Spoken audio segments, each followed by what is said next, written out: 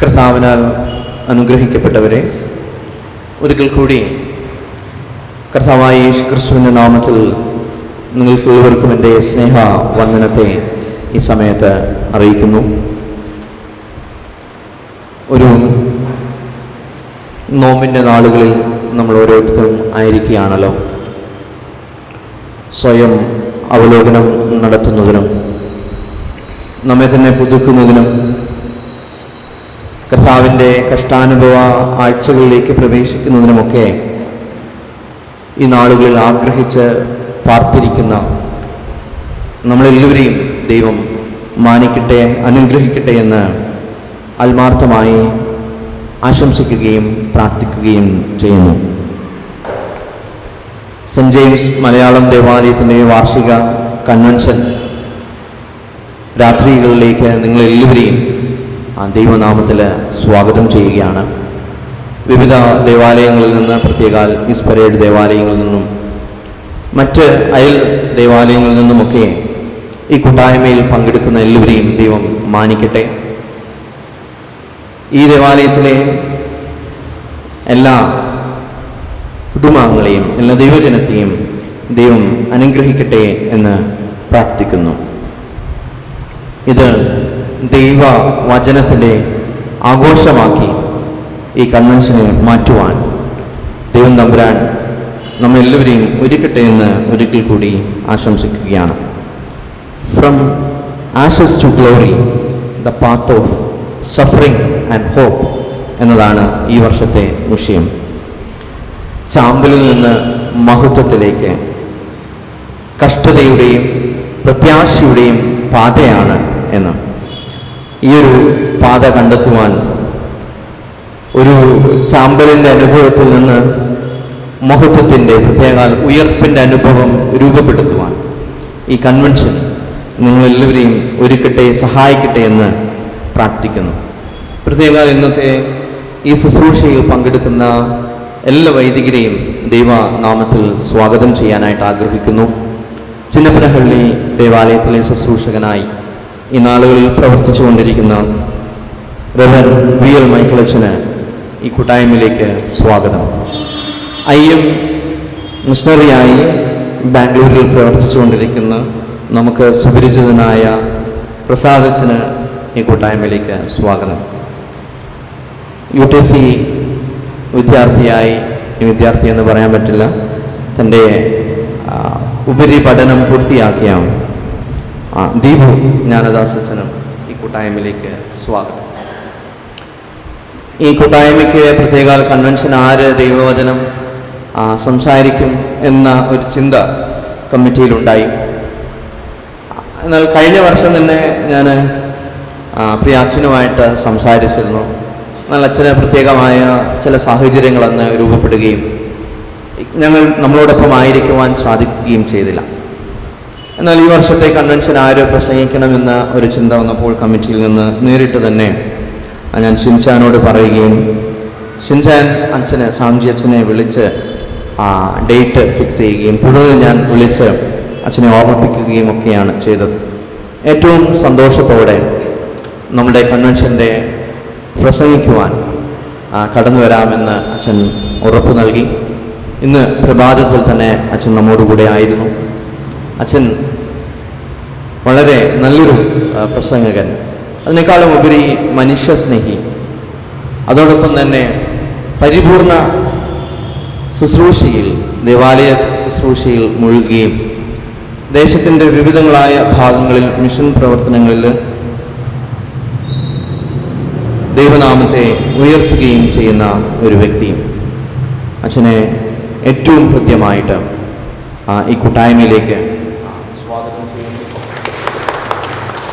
അച്ഛനെ ദൈവം അനുഗ്രഹിക്കട്ടെ.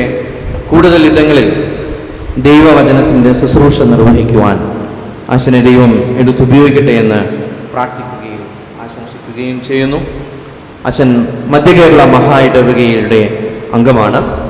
CSI സെൻറ് തോമസ് ചർച്ച് നെടുങ്ങാടപ്പള്ളിയാണ് അച്ഛൻ്റെ മാതൃസഭ. ഈ നാളുകളിൽ അച്ഛൻ സെൻറ് ആൻഡ്രൂസ് CSI ചർച്ച് ചേലക്കൊമ്പിൽ ശുശ്രൂഷ ചെയ്തു വരുന്നു. അതോടൊപ്പം തന്നെ ബദേൽ ആശ്രമം, തിരുവല്ലയിലുള്ള ബദേൽ ആശ്രമത്തിൻ്റെ ചുമതലയും അച്ഛൻ വഹിച്ചു വരികയാണ്. അച്ഛൻ്റെ ഭാര്യയുടെ പേര് അനു കൊച്ചമ്മയാണെന്നാണ്. നിനോ, നിയ എന്നീ പെൺമക്കളും അച്ഛനുണ്ട്. കുടുംബമായിട്ട് അച്ഛൻ ശുശ്രൂഷയിലായിരിക്കുന്നു.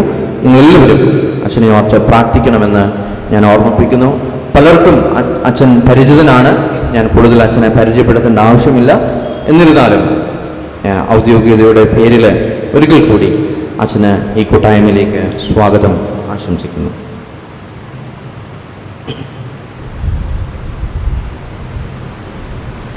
ഈ കൺവെൻഷൻ ഉദ്ഘാടനം നിർവഹിക്കുന്നതിനായിട്ട് റവറൻ വി.എൽ. മൈക്കിൾ അച്ഛനെ ക്ഷണിക്കുന്നു.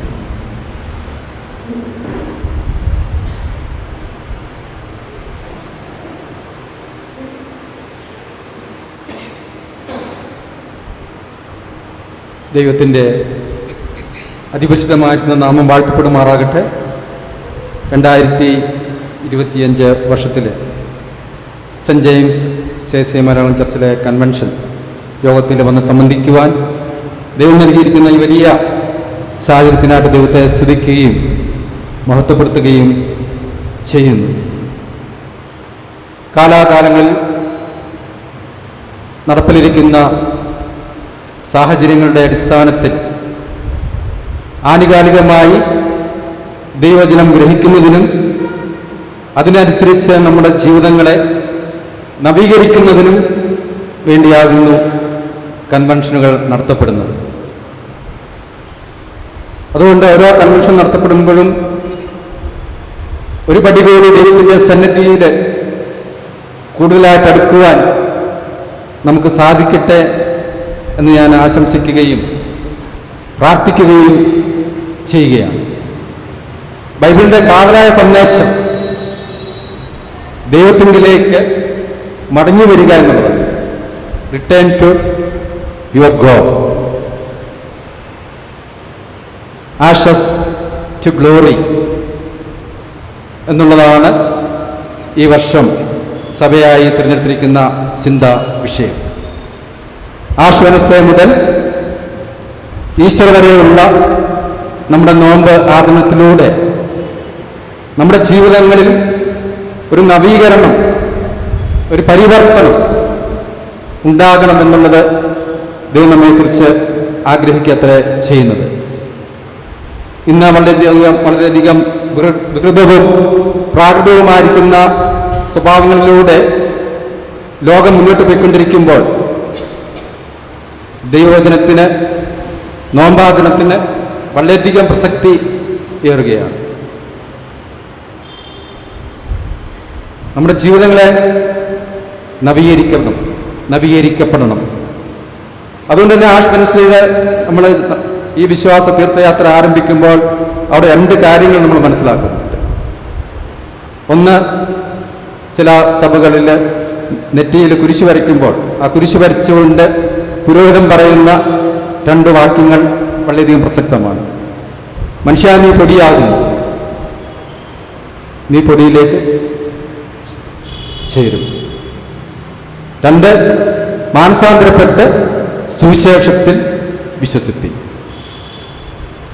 ഇതിലൂടെ നമ്മെ ഓരോരുത്തരെയും സ്വയം ശോധന ചെയ്യുവാനും എൻ്റെ ജീവിതത്തിൽ ഒരു പുതുക്കത്തിൻ്റെ, പരിവർത്തനത്തിൻ്റെ, മാനസാന്തരത്തിൻ്റെ ആവശ്യമുണ്ട് എന്ന് തിരിച്ചറിഞ്ഞ് ഈ നോമ്പ് കാലഘട്ടത്തിൽ നമ്മുടെ ജീവിതങ്ങളെ ഉയർത്തുവാനായിട്ട് നമുക്ക് സാധിക്കുകയും ചെയ്യണം എന്നുള്ളതാണ് അതിലൂടെ ആഗ്രഹിക്കുന്നത്.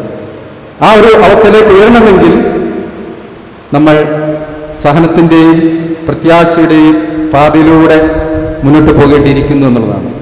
കർത്താവ് പറയുന്നുണ്ട്, ഒരുവൻ എന്നെ അനുഗമിപ്പാൻ ഇച്ഛിച്ചാൽ അവൻ തന്നെത്താൻ ത്യജിച്ച് തൻ്റെ ക്രൂശ് എടുത്തുകൊണ്ട് എന്നെ അനുഗമിക്കട്ടെ. അപ്പോൾ ആ ഒരു മഹത്വത്തിൻ്റെ അനുഭവത്തിലേക്ക്, ഒരു ഉയർപ്പിൻ്റെ അനുഭവത്തിലേക്ക് നമ്മുടെ ജീവിതത്തെ ഉയർത്തണമെങ്കിൽ കർത്താവ് യേശു ക്രിസ്തു കാണിച്ചു തന്ന ആ പാതയിൽ കൂടി തന്നെ നമ്മൾ മുന്നോട്ട് പോകേണ്ടിയിരിക്കുന്നു എന്നുള്ളതാണ്.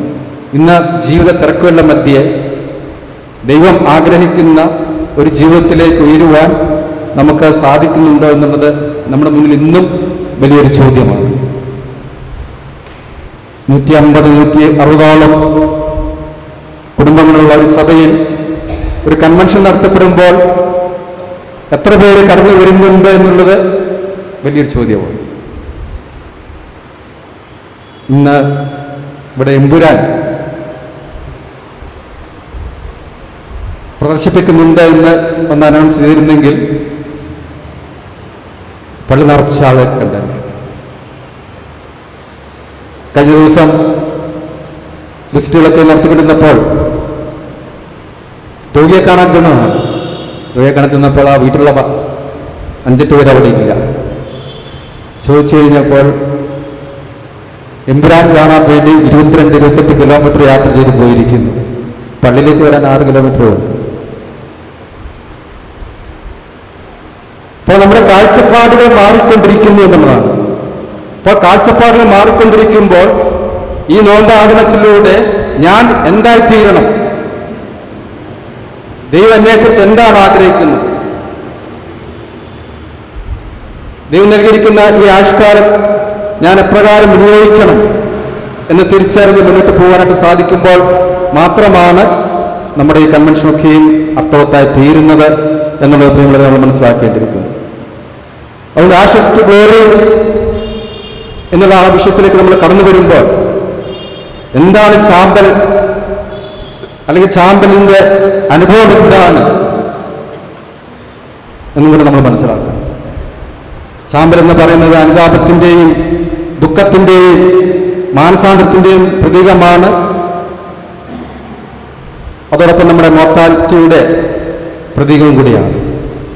അതുകൊണ്ട് തന്നെ ഇന്ന് ഈ ലോകത്ത് ഞാൻ ആയിരിക്കുമ്പോൾ ഞാൻ നിലയില്ലാത്തവനാണെന്നും ഞാൻ നിസ്സാരനാണെന്നും ഞാൻ ബലഹീനനാണെന്നും മനസ്സിലാക്കി നിത്യനായിരിക്കുന്ന ഒരു ദൈവമുണ്ടെന്ന് മനസ്സിലാക്കി ആ ദൈവത്തോട് ചേരുവാൻ, ആ ദൈവത്തിലേക്ക് മടങ്ങി വരുവാൻ, ആ ദൈവം ആഗ്രഹിക്കുന്ന തരത്തിലേക്ക് നമ്മുടെ ജീവിതത്തെ ഉയർത്തി കർത്താവ് യേശു ക്രിസ്തു കാണിച്ചു തന്നിരിക്കുന്ന ആ ജീവിത പാതയിൽ കൂടി സഞ്ചരിക്കുമ്പോൾ മഹത്വീകരണത്തിന്റെ അനുഭവത്തിലേക്ക് പ്രവേശിക്കുവാനായിട്ട് നമുക്ക് സാധിക്കും എന്നുള്ളതാണ്.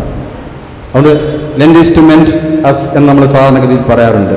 നോമ്പ് എന്ന് പറയുന്നത് നമ്മുടെ ജീവിതങ്ങളെ നവീകരിക്കുവാനുള്ളതാണ് എന്ന് വളരെ വ്യക്തമായിട്ട് നമ്മൾ വായിക്കുകയും പഠിക്കുകയും ചെയ്യുന്നുണ്ട്. അതുകൊണ്ട് മാനസാന്തരപ്പെടുക എന്ന് പറയുമ്പോൾ തന്നെ നമ്മുടെ പാപസ്വഭാവങ്ങളിൽ വിടുതൽ പ്രാപിക്കുന്നതിനേക്കാൾ ഉപരിയായി ദൈവത്തിങ്കിലേക്ക് മടങ്ങി വരികയും നമ്മുടെ ജീവിതത്തെയും നമ്മുടെ സ്വഭാവത്തെയും നമ്മുടെ മനസ്സിലൊക്കെയും പരിവർത്തനം ചെയ്ത് ദൈവത്തോട് അനുരൂപപ്പെടുകയും ചെയ്യുന്ന അനുഭവത്തിലേക്ക് മുന്നോട്ട് പോകുവാനായിട്ട് നമുക്ക് സാധിക്കണം. ഈ ദിവസങ്ങളിൽ അനുഗ്രഹിക്കപ്പെട്ട വചന ശുശ്രൂഷ നിർവഹിക്കാൻ തക്കവണ്ണം പ്രിയ സഞ്ജി കെ സാമച്ചൻ നമ്മോടൊപ്പം ഉണ്ട് എന്നുള്ളതാണ്.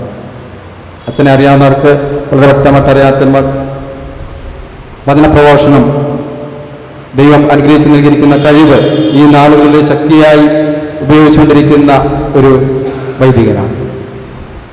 ഈ 3 ദിവസങ്ങളിൽ പ്രിയ അച്ഛനിലൂടെ കേൾക്കുന്ന ദൈവവചനത്തിലൂടെ നമ്മുടെ ജീവിതങ്ങളിൽ ഒരു പരിവർത്തനം ഉണ്ടാക്കുവാൻ, ആ പരിവർത്തനത്തിലൂടെ ദൈവത്തിലേക്ക് മടങ്ങി വരുവാൻ, ദൈവം ആഗ്രഹിക്കുന്ന ജീവിതശൈലി സ്വീകരിക്കുവാൻ ദൈവം നമ്മെ ഇവരെ സഹായിക്കട്ടെ എന്ന് ഞാൻ ഒരിക്കൽ കൂടി ആശംസിക്കുകയും പ്രാർത്ഥിക്കുകയും ചെയ്യുകയാണ്.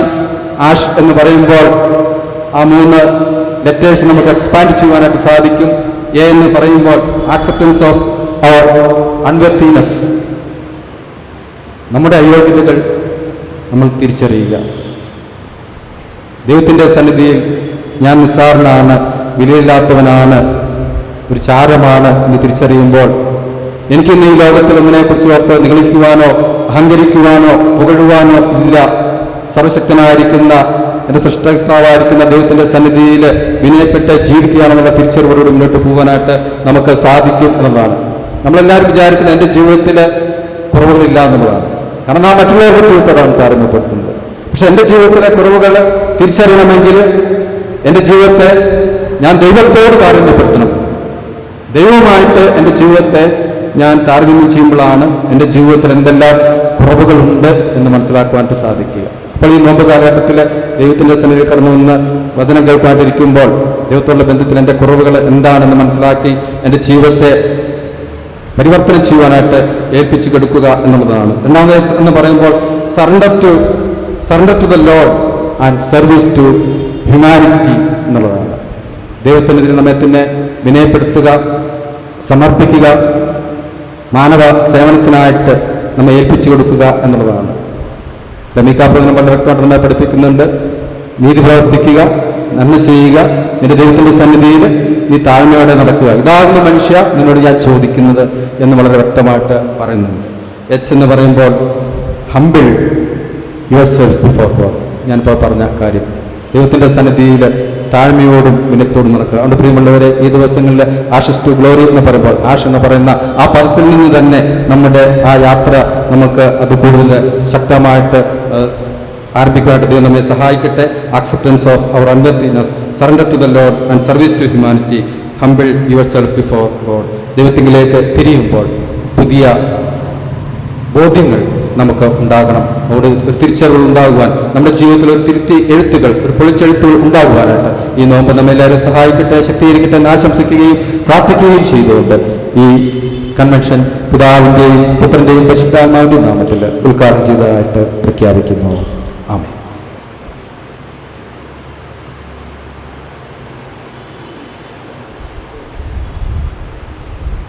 മധ്യസ്ഥ പ്രാർത്ഥനയ്ക്കായിട്ട് നമുക്ക് നമ്മുടെ തലകളെ വണക്കാം. പ്രസാദ് രാജവച്ചൻ നമ്മെ മധ്യസ്ഥ പ്രാർത്ഥനയിൽ നയിക്കും. നീ എന്നെ വിളിച്ചപേക്ഷിക്കുക, ഞാൻ നിനക്ക് ഉത്തരം വരുള്ളൂ. അനുഗ്രഹിക്കപ്പെട്ടതായ ഈ വെള്ളിയാഴ്ചയുടെ നല്ല സന്ധ്യയുടെ നിമിഷങ്ങൾക്കായി നന്ദിയോടെ നമുക്ക് സ്തോത്രം ചെയ്യാം. നമ്മുടെ സഭയുടെ കൺവെൻഷനായി അതിൻ്റെ ആരംഭ ദിവസത്തിൽ ചേർന്ന് വരുവാൻ സ്വർഗത്തിൽ ദൈവം നമുക്കിടയാക്കിയതോർത്ത് സ്തോത്രം ചെയ്യാം. ഈ നോമ്പ് കാലയളവിൽ ദൈവവചനത്തോട് ചേർന്നിരിക്കുവാൻ തക്കവണ്ണം ഈ കൺവെൻഷൻ ഇപ്രകാരം ക്രമീകരിക്കപ്പെടുവാൻ ദൈവം നമ്മുടെ സഭയ്ക്കും നമ്മുടെ പട്ടക്കാരനും കമ്മിറ്റിക്കും ഒക്കെ കൊടുത്ത ആലോചനയ്ക്കായി നന്ദിയോടെ നമുക്ക് സ്തോത്രം ചെയ്യാം. ഈ വർഷത്തെ നമ്മുടെ ഈ കൺവെൻഷനെ കർത്താവിന്റെ കരങ്ങളിലേക്ക് ഏൽപ്പിച്ച് സമർപ്പിച്ചുകൊണ്ട് നമുക്ക് പ്രാർത്ഥിക്കാം. കർത്താവേ, വാസ്തവമായും ദൈവവചനത്തിന് മുമ്പാകെ ഞങ്ങളെ തന്നെ സമർപ്പിക്കുന്നതിനും വളരെ ശ്രദ്ധയോടുകൂടെ ജാഗ്രതയോടുകൂടെ ദൈവവചനം ശ്രവിക്കുന്നതിനും അത് ഹൃദയത്തിൽ സ്വീകരിക്കുന്നതിനും ഞങ്ങളുടെ ജീവിതങ്ങളെ ദൈവസന്നിധിയിൽ പുനഃസമർപ്പണം ചെയ്യുന്നതിനും ഈ വർഷത്തെ കൺവെൻഷനിലൂടെ കർത്താവ് ഞങ്ങൾക്ക് സാധ്യമാക്കണമേ എന്ന് നമുക്ക് പ്രാർത്ഥിക്കാം. നമ്മുടെ ഈ വർഷത്തെ കൺവെൻഷൻ്റെ അനുഗ്രഹത്തിനു വേണ്ടി ദൈവത്തോട് പ്രത്യേകമായി നമുക്ക് പ്രാർത്ഥിക്കാം. പ്രത്യേകാല ദൈവവചന ശുശ്രൂഷയ്ക്കായി നമ്മുടെ മധ്യത്തിലേക്ക് അയച്ചു തന്നിരിക്കുന്ന അവിടുത്തെ അഭിഷിക്തനെ നമുക്ക് ഒരുമിച്ച് കർത്താവിൻ്റെ കരങ്ങളിലേക്ക് നമുക്ക് ഏൽപ്പിച്ചു കൊടുക്കാം. നിന്റെ ദാസനിലൂടെ കർത്താവെ, വാസ്തവമായും ദൈവിക ശബ്ദം ഞങ്ങൾക്ക് കേൾക്കപ്പെടുവാൻ കർത്താവ് അവിടുന്ന് സഹായിക്കണമേ. എൻ്റെ വ്യക്തിപരമായ ജീവിതത്തോട് എന്താണോ ആവശ്യമായിരിക്കുന്നത് അത് തന്നെ കർത്താവ് എന്നോട് സംസാരിക്കണമേ എന്ന് നമുക്ക് ഓരോരുത്തർക്കും പ്രാർത്ഥിക്കാം. ഈ നാളുകളിൽ എൻ്റെ ദൈവം എൻ്റെ ജീവിതത്തിൽ നിന്ന് എന്താണോ ആഗ്രഹിക്കുന്നത് അത് ഏറ്റെടുക്കുവാൻ തക്കവണ്ണം ഈ വർഷത്തെ കൺവെൻഷൻ്റെ കേൾവി കർത്താവെ മുഖാന്തരമാക്കണമേ എന്ന് നമുക്ക് പ്രാർത്ഥിക്കാം. പ്രിയാച്ചനെ അവിടുന്ന് പരിശുദ്ധാത്മാവിൻ്റെ നിറവിൽ ബലപ്പെടുത്തുവാൻ തക്കവണ്ണം ക്രൂശിൻ്റെ മറവിൽ മറച്ചുകൊണ്ട് നമുക്ക് ആവശ്യമായിരിക്കുന്ന തിരുവചനത്തെ വിളമ്പുവാൻ കർത്താവ് ഒരുക്കണമേ എന്ന് നമുക്ക് പ്രാർത്ഥിക്കാം. കേൾക്കുന്ന ഓരോ ജീവിതങ്ങളെയും തിരുസന്നിധിയിലേക്ക് നമുക്ക് സമർപ്പിക്കാം. ഒരുക്കപ്പെട്ട ഒരു നിലങ്ങളായി നമ്മുടെ ഹൃദയങ്ങൾ മാറുവാൻ ഈ ദിനങ്ങളിൽ അവിടെ സഹായിക്കണമെന്ന് പ്രാർത്ഥിക്കാം. വിത്ത് വിതയ്ക്കുന്നത് മാത്രമല്ലല്ലോ, വിതയ്ക്കപ്പെടുന്ന വിത്ത് അത് ഏത് നിലയിൽ അത് വിളവാകുന്നു എന്നുള്ളത് വളരെ പ്രാധാന്യമുള്ളതാണല്ലോ. അതുകൊണ്ട് അനുഗ്രഹിക്കപ്പെട്ടതായ ദൈവവചനം അത് വിതയ്ക്കപ്പെടുമ്പോൾ 30, 60, 100 മേനി വിളവ് പ്രാപിക്കുന്ന തരത്തിൽ ഒരുക്കിയ നിലങ്ങളിലേക്ക് അത് വീഴപ്പെടുവാൻ, സമർപ്പണമായ ഹൃദയത്തോടെ അത് കേൾക്കപ്പെടുവാൻ കർത്താവ് സഹായിക്കണമേ എന്ന് നമുക്ക് പ്രാർത്ഥിക്കാം. ദൈവത്തിൻ്റെ വചനം കേൾക്കുന്നതിൽ നിന്ന്, അതിനെ ഏറ്റെടുക്കുന്നതിൽ നിന്ന്, അതിനെ സമർപ്പിക്കുന്നതിൽ നിന്ന് തടസ്സമായി നിൽക്കുന്ന എല്ലാ അന്ധകാര ശക്തികളെയും സ്വർഗത്തിലെ ദൈവം നീക്കേണ്ടതിനായി നമുക്ക് പ്രാർത്ഥിക്കാം. ഈ ദിവസങ്ങളിൽ കാലാവസ്ഥയെ നമുക്ക് അനുകൂലമാക്കി ലഭിക്കേണ്ടതിനായി നമുക്ക് പ്രാർത്ഥിക്കാം. നമ്മുടെ പ്രിയപ്പെട്ടവർക്ക് എല്ലാവർക്കും ഒരുക്കത്തോടും പ്രാർത്ഥനയോടും കൂടെ കടന്നു വന്ന് ദൈവത്തിൻ്റെ വചനം കേൾക്കുവാൻ തക്കവണ്ണമുള്ള സാഹചര്യത്തെ അവിടുന്ന് കൊടുക്കേണ്ടതിനായിട്ട് നമുക്ക് പ്രാർത്ഥിക്കാം. ദൈവ വചന കേൾവിയോടെ ഒരു ദാഹം നമ്മുടെ പ്രിയപ്പെട്ടവർക്ക് അവിടുന്ന് നൽകേണ്ടതിനായി നമുക്ക് പ്രാർത്ഥിക്കാം. സമയവും സാഹചര്യവും ഒക്കെ ലഭിക്കുമ്പോൾ അത് തക്കത്തിൽ ഉപയോഗിപ്പാൻ തക്കവണ്ണം നമ്മുടെ മക്കളെ ദൈവം അനുഗ്രഹിക്കേണ്ടതിനായി നമുക്ക് പ്രാർത്ഥിക്കാം. ജീവിതത്തിൽ ഓരോ പ്രാവശ്യവും ദൈവ വചനം കേൾക്കുവാൻ ദൈവം അവസരം തന്നിരിക്കുമ്പോൾ അതിനെ ഏറെ ഫലകരമായി ഗുണകരമായി ഉപയോഗപ്പെടുത്തുവാൻ കർത്താവെ സഹായിക്കണമേ എന്ന് നമുക്ക് പ്രാർത്ഥിക്കാം. നാം ഒരുമിച്ച് ദൈവസന്നിധിയിൽ കടന്നു വന്നിരിക്കുമ്പോൾ സഭയ്ക്ക് വേണ്ടി നമുക്ക് പ്രാർത്ഥിക്കാം.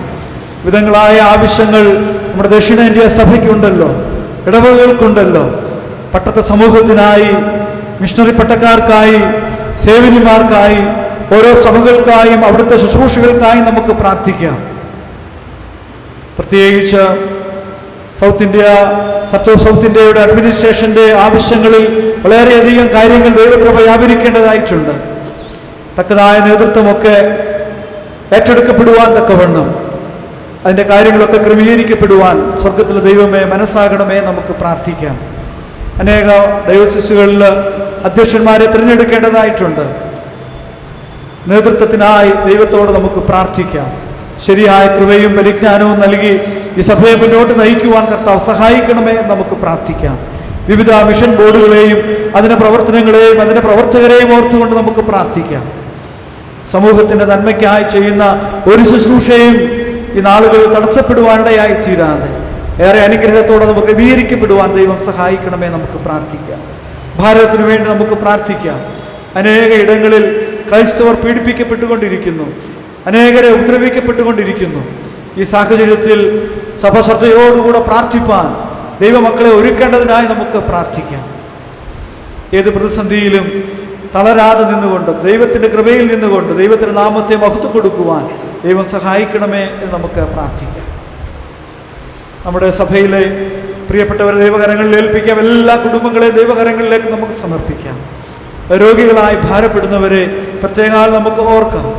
ജീവിതത്തിൻ്റെ വിവിധ നീറുന്നതായ പ്രയാസങ്ങളുടെ മധ്യത്തിലൂടെ സഞ്ചരിക്കുന്നവരെ ദൈവകരങ്ങളിലേക്ക് നമുക്ക് ഏൽപ്പിക്കാം.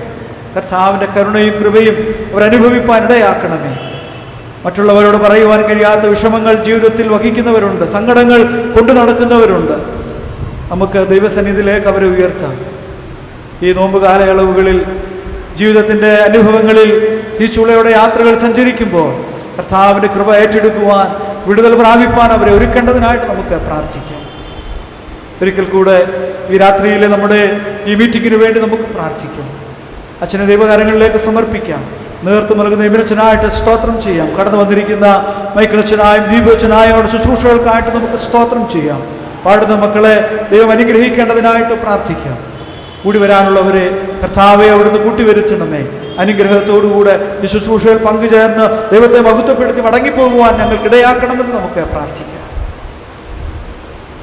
ഒരു നിമിഷം മൗനമായി നമ്മെ തന്നെ ദൈവത്തിൻ്റെ കരങ്ങളിൽ ഏൽപ്പിച്ചുകൊണ്ട് നമുക്ക് പ്രാർത്ഥിക്കാം. കരുണാസമ്പന്നനായിരിക്കുന്ന ഞങ്ങളുടെ നല്ല ദൈവമേ, സ്വർഗീയ നല്ല കർത്താവേ, ഈ 2025 കർത്താവേ, ഈ ഞങ്ങളുടെ സഭയായി കൺവെൻഷനായി കൂടി വരുവാൻ തക്കവണ്ണം സ്വർഗത്തെ ദൈവം കൃപ ചെയ്തല്ലോ, അതിനായിട്ട് സ്തോത്രം. ഈ കൺവെൻഷൻ ഇപ്രകാരം ക്രമീകരിക്കപ്പെടുവാൻ സ്വർഗത്തിൽ ദൈവം നൽകിയ ആലോചനയ്ക്കായും ഇപ്പോൾ അത് ക്രമീകരിക്കപ്പെടുവാൻ നൽകിയതായ കർത്താവ് മുഖാന്തരങ്ങൾക്കായി നന്ദിയോടെ സ്തോത്രം. പ്രത്യേകിച്ച് അവിടുത്തെ ദാസന് ഞങ്ങളുടെ മധ്യത്തിലേക്ക് അവിടുത്തെ തിരുവചനവുമായി അയച്ച കൃപയ്ക്കായിട്ട് സ്തോത്രം.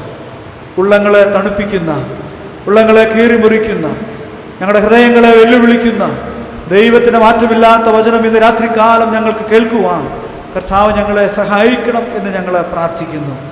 കർത്താവെ, ഞങ്ങളൊരു കണ്ണാടിയിൽ എന്ന വേണം ഞങ്ങളുടെ മുഖത്തെ നോക്കുവാൻ, ഞങ്ങളുടെ ജീവിതങ്ങളെ ശോധന ചെയ്യുവാൻ, ക്രമീകരണങ്ങളെ കർത്താവെ നടപ്പിൽ വരുത്തുവാൻ, ഞങ്ങളുടെ ജീവിതങ്ങളെ മുറ്റുമായ തിരുസന്നിധിയിലേക്ക് സമർപ്പിക്കപ്പെടുവാൻ തിരുവചന കേൾവി നിമിത്തം അവിടുന്ന് ഇടയാക്കണമെന്ന് ഞങ്ങൾ പ്രാർത്ഥിക്കുന്നു. സാഹചര്യങ്ങളെ അവിടുന്ന് അനുകൂലമാക്കി അവിടുന്ന് തരണമേ.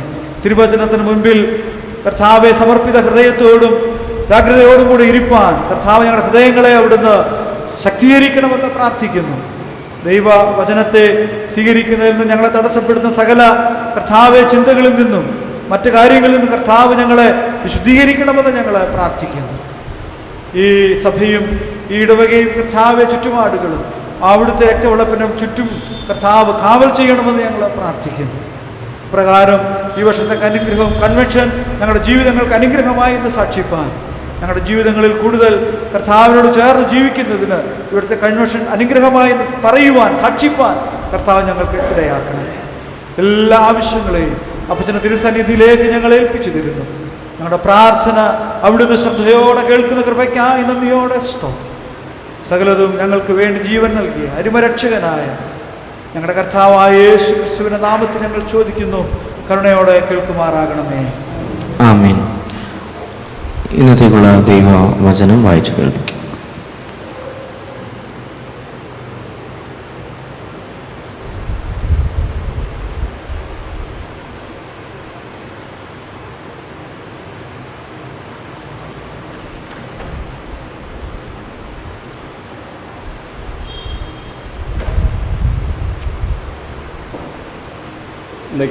ഇന്നത്തെ കൈ തിരഞ്ഞെടുക്കപ്പെടുന്ന പ്രത്യേക വേദഭാഗം 1 കൊരിന്ത്യർ 15-ാം അധ്യായം അതിൻ്റെ 42 മുതൽ 44 വരെയുള്ള വാക്യങ്ങൾ. 1 Corinthians chapter 15 verse 42-44.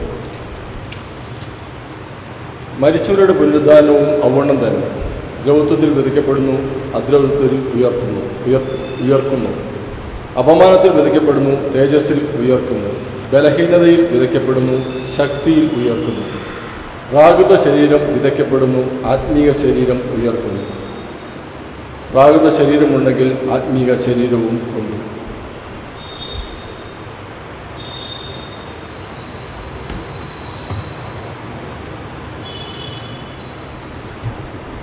ഈ കൂട്ടായ്മയിലേക്ക് കടന്നു വന്നിരിക്കുന്ന ജിജോ എബ്രഹാമിസിന് സ്വാഗതം ആശംസിക്കുന്നു.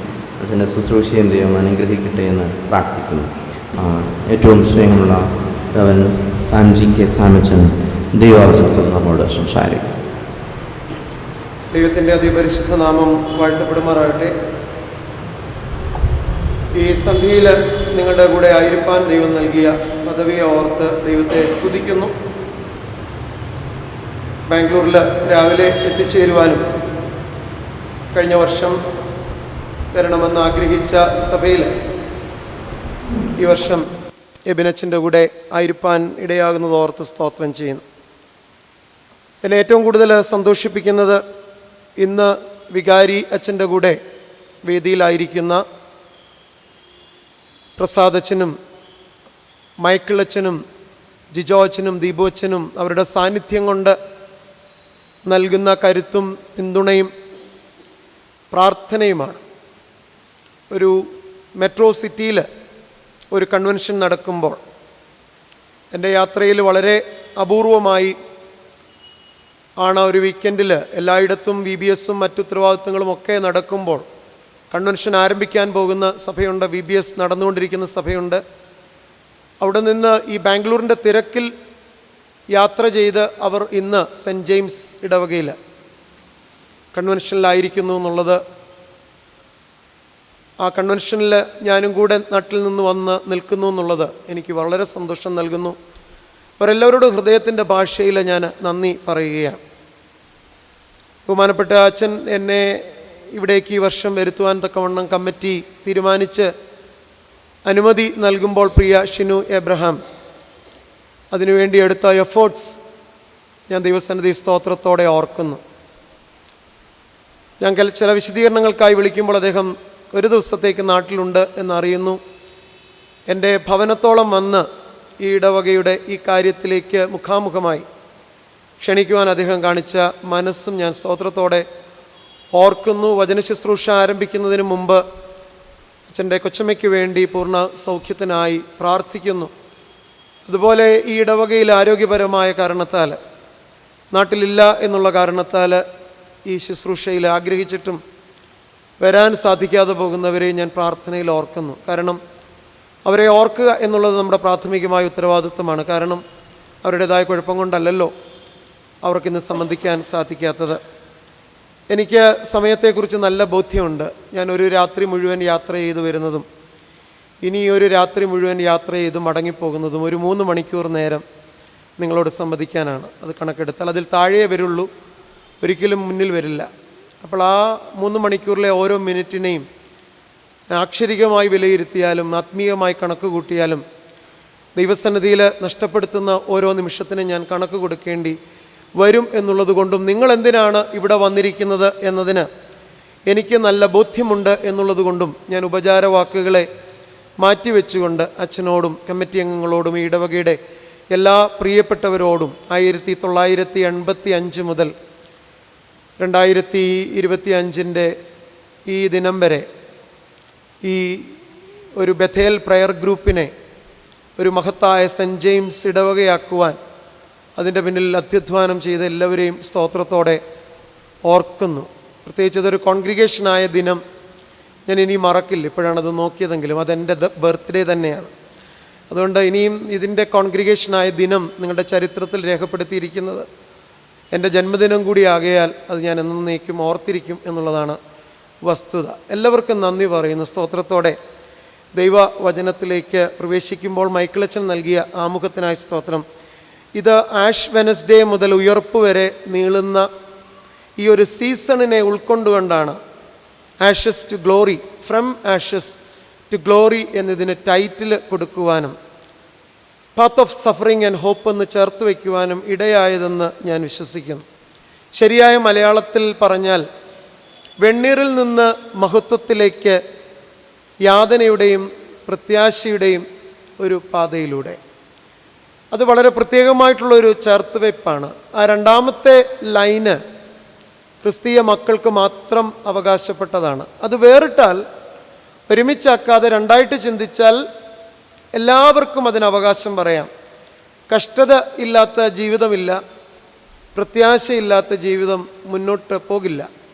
എന്നാൽ ക്രിസ്തീയ സമൂഹം ലോകത്തിന് കൊടുത്ത കാഴ്ചപ്പാട്, യേശുക്രിസ്തുവിലൂടെ കൊടുത്ത സമഗ്രമായ ഒരു ദർശനമാണ് കഷ്ടപ്പാടിലൂടെ പ്രത്യാശയെ മുറുകെ പിടിച്ചുകൊണ്ട് ഗ്ലോറിയിലേക്ക്, ഗ്ലോറിഫിക്കേഷനിലേക്ക് എത്തിച്ചേരുന്നത്. അപ്പം നമ്മുടെ ധ്യാനം അതിനെ കുറിക്കുന്നതാണ്. 2 രാത്രി മാത്രമാണ് എൻ്റെ മുന്നിലുള്ളത്. ആ രാത്രി വളരെ പ്രയോജനപ്രദമായി തീരണമെന്ന് ഞാൻ ആഗ്രഹിക്കുന്നു. ഞാൻ ഒത്തിരി തവണ UTCയിൽ വന്നിട്ടുണ്ട്. കനോൺമെൻറ്റ് സ്റ്റേഷനിൽ ഇറങ്ങി UTCയിൽ എൻ്റെ ആവശ്യങ്ങൾ കഴിഞ്ഞ് ഞാൻ മടങ്ങിപ്പോയിട്ടുണ്ട്. അവസാനം ഒരു ആത്മീയ ശുശ്രൂഷയ്ക്ക് ഞാൻ ബാംഗ്ലൂരിൽ എത്തുന്നത് യാക്കോബ സഭയുടെ ബാംഗ്ലൂർ ഭദ്രാസനത്തിൻ്റെ 3 നോമ്പ്, അതായത് ഓനാ നോമ്പ്, 3 ദിവസത്തിലെ അവരുടെ നോമ്പിൻ്റെ ധ്യാനം നിർവഹിപ്പാൻ UTCയിൽ താമസിച്ചുകൊണ്ട് UTC ക്യാമ്പസിൽ ഞാൻ 3 ദിവസ ധ്യാനങ്ങൾക്ക് നേതൃത്വം നൽകിയതാണ്. ബാംഗ്ലൂരിൽ കാലങ്ങൾക്ക് മുമ്പ് ഞാൻ കടന്നു വന്ന ഇങ്ങനെ ഒരു ശുശ്രൂഷപരമായ ഒരു കാര്യം. അതുകൊണ്ട് അതിനുശേഷം ഒരിക്കൽ കൂടെ വരുവാൻ അവസരമൊരുക്കിയ നിങ്ങൾക്ക് നന്ദി പറഞ്ഞുകൊണ്ട് പ്രാർത്ഥനയ്ക്കായി കണ്ണടയ്ക്കുന്നു. ദൈവസന്നിധിയിൽ കണ്ണടയ്ക്കുന്നതും കൈകൂപ്പുന്നതും കർത്താവിനെ മുൻപിൽ ധ്യാനിച്ചുകൊണ്ട് അവനോട് സംവദിക്കുന്നതും നാം അനുഗ്രഹിക്കപ്പെടുവാൻ ദൈവം മുഖാന്തരമാക്കുന്നു. അതുകൊണ്ട് നമുക്ക് പ്രാർത്ഥനയുടെ ജസ്റ്ററുകളെ ചേർത്ത് പിടിച്ചുകൊണ്ട് കർത്താവിങ്കിലേക്ക് അടുത്ത് നിൽക്കാം. കർത്താവേ, നിൻ വാക്കിനാൽ ഞാൻ വലയിറക്കാം, നിറഞ്ഞു കവിയുന്നൊരനുഭവമാവാൻ. കർത്താവേ, നിൻ വാക്കിനാൽ ഞാൻ വലയിറക്കാം. എൻ്റെ കൂടെ ഈ പ്രാർത്ഥനാ ഗാനത്തിൽ ചേർന്ന് നിൽക്കാൻ കഴിയുന്നവർക്ക് ഒരുമിച്ച് പാടാം. കർത്താവേ, നിൻ വാക്കിനാൽ ഞാൻ വലയിറക്കാം, നിറഞ്ഞു കവിയുന്നൊരനുഭവമാവാൻ. കർത്താവേ, നിൻ വാക്കിനാൽ ഞാൻ വലയിറക്കാം.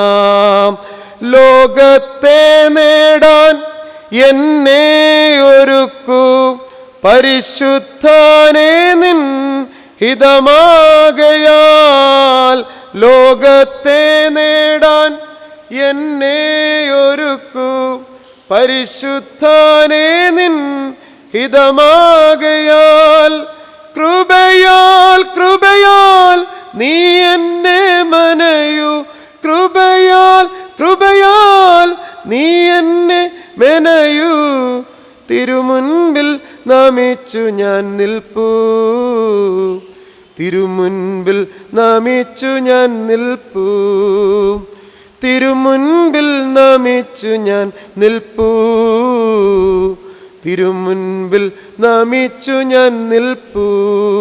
കർത്താവേ, നിൻ വാക്കിനാൽ ഞാൻ വലയിറക്കാം, നിറഞ്ഞു കവിയുന്നൊരനുഭവമാവാൻ. കർത്താവേ, നിൻ വാക്കിനാൽ ഞാൻ വലയിറക്കാം. ആത്മാവിൻ ഫലങ്ങൾ എന്നിൽ നിറയ്ക്കൂ, പരിശുദ്ധനേ നിൻ ഹിതമാകയാൽ. ആത്മാവിൻ ഫലങ്ങൾ എന്നിൽ നിറയ്ക്കൂ, പരിശുദ്ധനേ നിൻ ഹിതമാകയാൽ. കൃപയാൽ കൃപയാൽ നീ എന്നെ മെനയൂ, കൃപയാൽ കൃപയാൽ നീ എന്നെ മെനയൂ, തിരുമുൻപിൽ നമിച്ചു ഞാൻ നിൽപ്പൂ, തിരുമുൻപിൽ നമിച്ചു ഞാൻ നിൽപ്പൂ, തിരുമുൻപിൽ നമിച്ചു ഞാൻ നിൽപ്പൂ, തിരുമുൻപിൽ നമിച്ചു ഞാൻ നിൽപ്പൂ. കർത്താവേ, നിൻ വാക്കിനാൽ ഞാൻ വലയിറക്കാം, നിറഞ്ഞു കവിയുന്നൊരനുഭവമാവാൻ. കർത്താവേ, നിൻ വാക്കിനാൽ ഞാൻ വലയിറക്കാം. കാരുണ്യവാനായ കർത്താവേ, നീ അയച്ചതിനാലും നീ കൃപയാൽ നിറയ്ക്കുന്നതിനാലും അങ്ങയുടെ ഹിതപ്രകാരം നിന്റെ മക്കളെ കൂട്ടിവരുത്തിയതിനാലും ഇന്ന് സന്ധ്യയിൽ തിരുവചനത്തിൻ്റെ ഒരു സുവിശേഷ പ്രകാശനത്തിന് അവസരമൊരുങ്ങുന്നു. നിന്റെ മക്കളുടെ ഹൃദയങ്ങളെ അവിടുന്ന് ശ്രദ്ധയായി വിലക്കെടുക്കണമേ. അവർ പകല് എന്തെല്ലാം അധ്വാനങ്ങളിലായിരുന്നാലും അവരുടെ മനസ്സിനെ മുറുക്കുന്ന തപിപ്പിക്കുന്ന എന്തെല്ലാം കാര്യങ്ങളുണ്ടായിരുന്നാലും അതിൽ നിന്ന് വിമോചനം പ്രാപിക്കത്തക്കവണ്ണം ദൈവത്തിൻ്റെ വചനം തുളച്ചു ചെന്ന് അവരുടെ സന്ധിമഞ്ചകളെ വേർപിടിവിച്ച് കർത്താവെ ചുറ്റിക പോലെ കണ്ണാടി പോലെ അവരിൽ പ്രകാശിപ്പാൻ തക്കവണ്ണം അവിടുന്ന് കൃപ നൽകണമേ എന്ന് പ്രാർത്ഥിക്കുന്നു. നിന്റെ മക്കളെ കർത്താവായ യേശു ക്രിസ്തുവിൻ്റെ വചനത്തിൽ അവകാശം ചൊല്ലുന്നു, യേശു ക്രിസ്തുവിൻ്റെ നിസ്തുല്യ നാമത്തിൽ തന്നെ. ദൈവത്തിരുനാമം എപ്പോഴും മഹത്വപ്പെടട്ടെ. ഞാൻ രാവിലെ ഇവിടെ വന്നു കഴിഞ്ഞ് പാഴ്സനേജിൻ്റെ താൽക്കാലികമായ പ്രത്യേക പരിസ്ഥിതി കൊണ്ട് പെട്ടെന്ന് ആലോചിച്ച് എനിക്ക് ഒരു താമസ സ്ഥലം തൊട്ടടുത്ത് ഒരുക്കിയിട്ടുണ്ട്. ആ താമസ സ്ഥലത്ത് ഞാൻ പ്രവേശിച്ച് ഒരു അല്പനേരം വിശ്രമിച്ച് ശരീരശുദ്ധിക്കായിട്ട് ബാത്റൂമിലേക്ക് കയറിയപ്പോൾ അവിടെ 2 സോപ്പ് നിറച്ച 2 കുപ്പികൾ, ഹാൻഡ് വാഷിൻ്റെ 2 കുപ്പികൾ വെച്ചിട്ടുണ്ട്. അത് ഒരു കമ്പനിയുടെ പേരാണ്, അവരുടെ പരസ്യമാണ് എന്ന് ഞാൻ വായിച്ച് മനസ്സിലാക്കുകയാണ്. പെട്ടെന്ന് എൻ്റെ കണ്ണിലേക്ക് അതാണ് വന്നത്, ബബിൾസ് ഫോർ യുവർ ട്രബിൾസ്. എനിക്ക് തോന്നുന്നു ഇവിടുത്തെ ഒരു നോർമൽ കമ്പനിയുടെ പ്രോഡക്റ്റ് ആയിരിക്കും, ബബിൾസ് ഫോർ യുവർ ട്രബിൾസ്. ഈ നാളുകളിലൊക്കെ ക്രിസ്തീയ മേഖലയിൽ അതിൻ്റെ നേതൃത്വത്തിലും അതിൻ്റെ ശുശ്രൂഷകളിലും ഒക്കെ പങ്കെടുക്കുമ്പോൾ എന്നെ ഭരമേൽപ്പിച്ചിരിക്കുന്ന ചുമതലയെ ഞാൻ വിലയിരുത്തുമ്പോഴും മറ്റുള്ളവരുടെ മധ്യത്തിലുമായിരിക്കുമ്പോഴും ഒക്കെ ലോകത്തിൻ്റെ ട്രബിൾസ് കൂടി വരുന്ന ഒരു പശ്ചാത്തലത്തിൽ ഞങ്ങളൊക്കെ പലപ്പോഴും ബബിൾസിൻ്റെ ശുശ്രൂഷയായി അല്പനേരത്തെ ആശ്വാസത്തിൻ്റെ ഒരു പ്രകടനം മാത്രമായി ചുരുങ്ങിപ്പോകുന്നുവെന്ന് ഞാൻ എന്നെ വിലയിരുത്തുമ്പോൾ തോന്നാറുണ്ട്. ഇന്ന് ആ വാക്യം കണ്ടപ്പോൾ ഞാൻ തിരിച്ചറിയുന്നു, ആ റൂമിൽ എനിക്ക് മുൻപും പിൻപും പ്രവേശിക്കുന്നവരുടെ ട്രബിൾസിനൊന്നും ആ ദേഹശുദ്ധീകരണം ഒരു ശമനം വരുത്തുന്നില്ല. എന്നാൽ അന്ന് കിടന്നുറങ്ങുവാനായിട്ടൊരല്പം ആശ്വാസം കൊടുക്കുമായിരിക്കും. കർത്താവിൻ്റെ വചനത്തെക്കുറിച്ച് ഒരു രാത്രിയിലേക്കുള്ള ബബിൾസായി തീരുവാൻ അത് ആഗ്രഹിക്കുന്നില്ല. പിന്നെയോ നമ്മുടെ പ്രശ്നങ്ങൾക്കൊരു ശാശ്വത പരിഹാരമായി തീരുവാൻ ദൈവത്തിൻ്റെ തിരുവചനം പ്രയോജനപ്പെടണം എന്ന് ഞാൻ വിചാരിക്കുന്നു. ഇന്ന് വായിച്ചു കേട്ട വേദവചനത്തെ പൂർണ്ണമായും അടിസ്ഥാനപ്പെടുത്തിയും അവിടേക്ക് പോകാനായി ആമുഖത്തിൽ ചില സാഹചര്യങ്ങളെ അന്വേഷിച്ചുകൊണ്ടും ഇന്ന് രാത്രിയിലെ എൻ്റെ ശുശ്രൂഷ വെറും ബബിൾസായി പോകരുതേ. നിൻ്റെ മക്കളുടെ ചോദ്യങ്ങളുടെ മേൽ, നിൻ്റെ മക്കളുടെ ആകുലതകളുടെ മേൽ, അവരുടെ വിശ്വാസത്തിന് വേണ്ടിയുള്ള ദാഹത്തിൻ്റെ മേൽ അത് ഒരു പെർമനൻ്റായിട്ടുള്ള ശമനമായി തീരുവാൻ വചനത്തിൻ്റെ വാക്കുകൾ ഏതെങ്കിലും രീതിയിലൊക്കെ അവർക്ക് ഉപകാരപ്പെടണമേ എന്നുള്ള പ്രാർത്ഥനയാണ് എൻ്റെ ഉള്ളിൽ. തിരുവചനത്തിൽ നിന്ന് തിരുവചനത്തിലേക്കൊരു യാത്ര മാത്രമാണ്. എന്നാൽ നിങ്ങളെ ബുദ്ധിമുട്ടിക്കാതെ മനസ്സിലാകുന്ന ഭാഷയിൽ ചില വാക്യശകലങ്ങളെ ഏറ്റെടുക്കണമെന്ന് വിചാരിക്കുന്നു.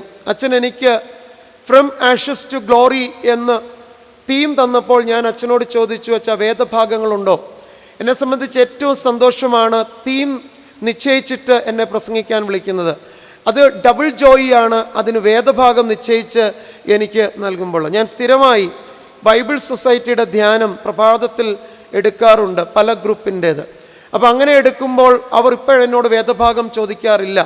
കാരണം ഇപ്പോൾ അവർക്കറിയാം ഞാൻ ഏത് വേദഭാഗമാണ് പ്രസംഗിക്കുക എന്ന്. അന്ന് ബൈബിൾ സൊസൈറ്റിയുടെ കാർഡ് പ്രകാരം വായിക്കുന്ന വേദഭാഗത്തെയാണ് 15 മിനിറ്റ് ധ്യാനത്തിന് ഞാൻ വിധേയമാക്കുന്നത്. കാരണം ദൈവവചനത്തിൻ്റെ ഓരോ വാക്യവും മണിക്കൂറുകൾ ധ്യാനിച്ചാൽ പോലും അതിൻ്റെ ആന്തരിക സത്ത പറഞ്ഞ് അവസാനിക്കുന്നില്ല എന്നൊരു ബോധ്യം നമുക്ക് തരുന്നു എങ്കിൽ ദൈവവചനത്തിൽ ചിലതിനു വേണ്ടി പരതേണ്ടതില്ല. ദൈവം നമുക്ക് ആവശ്യമുള്ളത് വളരെ കൃത്യമായി നമുക്ക് നൽകുമെന്നും അതിൻ്റെ ആഴം പ്രതീക്ഷയ്ക്ക് അപ്പുറമായിരിക്കുമെന്നും ഞാൻ വിശ്വസിക്കുന്നു. വാക്കുകളെ വിസ്താരപ്പെടുത്താതെ ദൈവവചനത്തിലേക്ക് പ്രവേശിക്കുകയാണ്. യങ്സ്റ്റേഴ്സായിട്ടുള്ള ആളുകൾ ഇരിക്കുന്നത് കൊണ്ട് വേദഭാഗങ്ങളും അതിൻ്റെ വാക്യങ്ങളും അല്പമൊക്കെ ഇംഗ്ലീഷിൽ പറഞ്ഞു പോകണം എന്ന് ഞാൻ വിചാരിക്കുന്നു. ആദ്യത്തെ വായനാഭാഗമായി നിങ്ങൾ തുറന്നു വെക്കേണ്ടത് ബൈബിൾ ഒരു കൺവെൻഷന് വരുമ്പോൾ കയ്യിൽ ആവശ്യമാണ്. കാരണം നമുക്ക് ബൈബിൾ എല്ലാം അറിയാമോ ഇല്ലയോ എന്നുള്ളത് ഒന്നുമല്ല. നമുക്ക് തന്നിരിക്കുന്ന കണ്ണിൻ്റെ തെളിമയ്ക്കൊത്തവണ്ണം ഈ ബൈബിളിലേക്ക് നിങ്ങൾ നോക്കുമെങ്കിൽ അത് നിങ്ങൾക്ക് വലിയൊരു മുതൽക്കൂട്ടാവും. ഒരുപക്ഷെ വചനം ഗ്രഹിക്കാൻ സാധിച്ചില്ലെങ്കിലും പറഞ്ഞതെന്താണെന്ന് ബോധ്യമായില്ലെങ്കിലും നിങ്ങൾ ദൈവസന്നിധിയിൽ തിരുവചനം തുറന്നു വയ്ക്കുവാൻ കാണിക്കുന്ന ഒരു ധൈര്യമുണ്ടല്ലോ, ഒരു എഫേർട്ടുണ്ടല്ലോ, അതുതന്നെ ദൈവസന്നിധിയിൽ അനുഗ്രഹത്തെ നിങ്ങളിൽ എത്തിക്കുവാനായിട്ടുള്ള ഒരു വാതായനത്തെ, ഒരു ഡോറിനെ തുറക്കുന്നതാണെന്ന് ഞാൻ വിശ്വസിക്കുന്നു. അതുകൊണ്ട് റോമൻസ് പുസ്തകനായ വിശുദ്ധ പൗലോസ് റോമർക്ക് എഴുതിയ ലേഖനം 5-ാം അധ്യായം 3 മുതൽ 5 വരെയുള്ള വാക്യങ്ങൾ, ഞാൻ ഒത്തിരി വാക്യങ്ങളെ ഒന്നും ഓരോ ഭാഗങ്ങളിൽ നിന്ന് എടുക്കില്ല. ഒരിടത്തു നിന്ന് മറ്റൊരിടത്തേക്ക് നാം തുടർച്ചയെ തേടിയായിരിക്കും യാത്ര ചെയ്യുക. നമ്മൾ ഇന്ന് വായിച്ച വേദഭാഗത്തിൽ എത്തുകയും നിങ്ങൾക്ക് മനസ്സിലാകുന്ന ഭാഷയിൽ ഒരു ഉദാഹരണത്തെ ബൈബിളിൽ നിന്ന് എടുത്തുകൊണ്ട് ഞാൻ പറയാൻ ആഗ്രഹിച്ച കാര്യത്തെ നിങ്ങളുടെ ഹൃദയത്തിൽ എഴുതണം എന്നാണ് ഞാൻ ആഗ്രഹിക്കുന്നത്. റോമൻസ് ചാപ്റ്റർ 5 വേഴ്സസ് 3-5 അതിൽ 2 മുതൽ ഞാൻ അങ്ങ് വായിക്കുകയാണ്. ഇംഗ്ലീഷ് ബൈബിൾ ഉള്ളവർ റോമൻസ് 5 വേഴ്സസ് 2 ഓൺവേർഡ്സ് നോക്കിക്കോണം. നാം നിൽക്കുന്ന ഈ കൃപയിലേക്ക് നമുക്ക് യേശുക്രിസ്തു മൂലം വിശ്വാസത്താൽ പ്രവേശനവും ലഭിച്ചിരിക്കുന്നു. നാം ദൈവ തേജസ്സിൻ്റെ പ്രത്യാശയിൽ പ്രശംസിക്കുന്നു. അത് തന്നെയല്ല, കഷ്ടത സഹിഷ്ണുതയെയും, സഹിഷ്ണുത സിദ്ധതയെയും, സിദ്ധത പ്രത്യാശയെയും ഉളവാക്കുന്നു എന്ന് അറിഞ്ഞ് നാം കഷ്ടങ്ങളിലും പ്രശംസിക്കുന്നു. അത്രയും മതി. നമ്മൾ ഇന്ന് വായിച്ച തീമിൽ പ്രത്യാശ എന്നുള്ളതിൻ്റെ വളരെ ആഴപ്പെട്ട ഒരു കാഴ്ച നമുക്ക് ഈ വേദവാക്യത്തിൽ കാണാൻ കഴിയുന്നുണ്ട്. Through him we have also obtained access by faith into this grace in which we stand and we rejoice in hope of the glory of God. ആ വാക്യം വായിക്കുമ്പോൾ നിങ്ങൾക്കറിയാം, ഈ വാക്യത്തിൽ നിന്ന് യേശുക്രിസ്തുവിനെ എടുത്തു മാറ്റിയാൽ അവിടെ കഷ്ടത നിലനിൽക്കും, പ്രത്യാശ നിലനിൽക്കും. പക്ഷേ കഷ്ടതയാണെന്ന് വിചാരിക്കുന്ന ഒരു വ്യക്തിക്ക് പ്രത്യാശയിലൂടെ ഉയർന്ന പടികളിലേക്ക് കയറണം എങ്കിൽ തീർച്ചയായിട്ടും യേശുക്രിസ്തു എന്ന ഏക മധ്യസ്ഥൻ, യേശുക്രിസ്തു എന്ന വ്യക്തി അവിടെ അത്യന്താപേക്ഷിതമാണ്. നിങ്ങളെ മനസ്സിലാക്കിച്ചിട്ടേ ഞാൻ അടുത്ത കാര്യത്തിലേക്ക് പോകൂ. ഞാൻ എൻ്റെ പ്രസംഗത്തിൻ്റെ 1-ാമത്തെ നിമിഷം തന്നെ നിങ്ങളോട് വിളിച്ചു പറയുന്നു, 2-ാമത്തെ വാക്യം നമുക്ക് പ്രവേശനം ലഭിച്ചിരിക്കുന്നത് അവൻ മൂലമാണ് എന്ന് പറഞ്ഞിരിക്കുമ്പോൾ നാം നമ്മുടെ കഷ്ടതയെ പ്രത്യാശ മൂലം ജയിക്കണമെങ്കിൽ ഞാൻ നിങ്ങൾക്കൊരു സൊല്യൂഷൻ പറഞ്ഞു തരുന്നു. നിങ്ങൾക്കിപ്പോൾ കഷ്ടത ഉണ്ടെന്ന് നിങ്ങൾ വിശ്വസിക്കുന്നുവോ, കഷ്ടതയില്ലെന്നാണോ കരുതുന്നത്? അത് കാര്യമല്ല.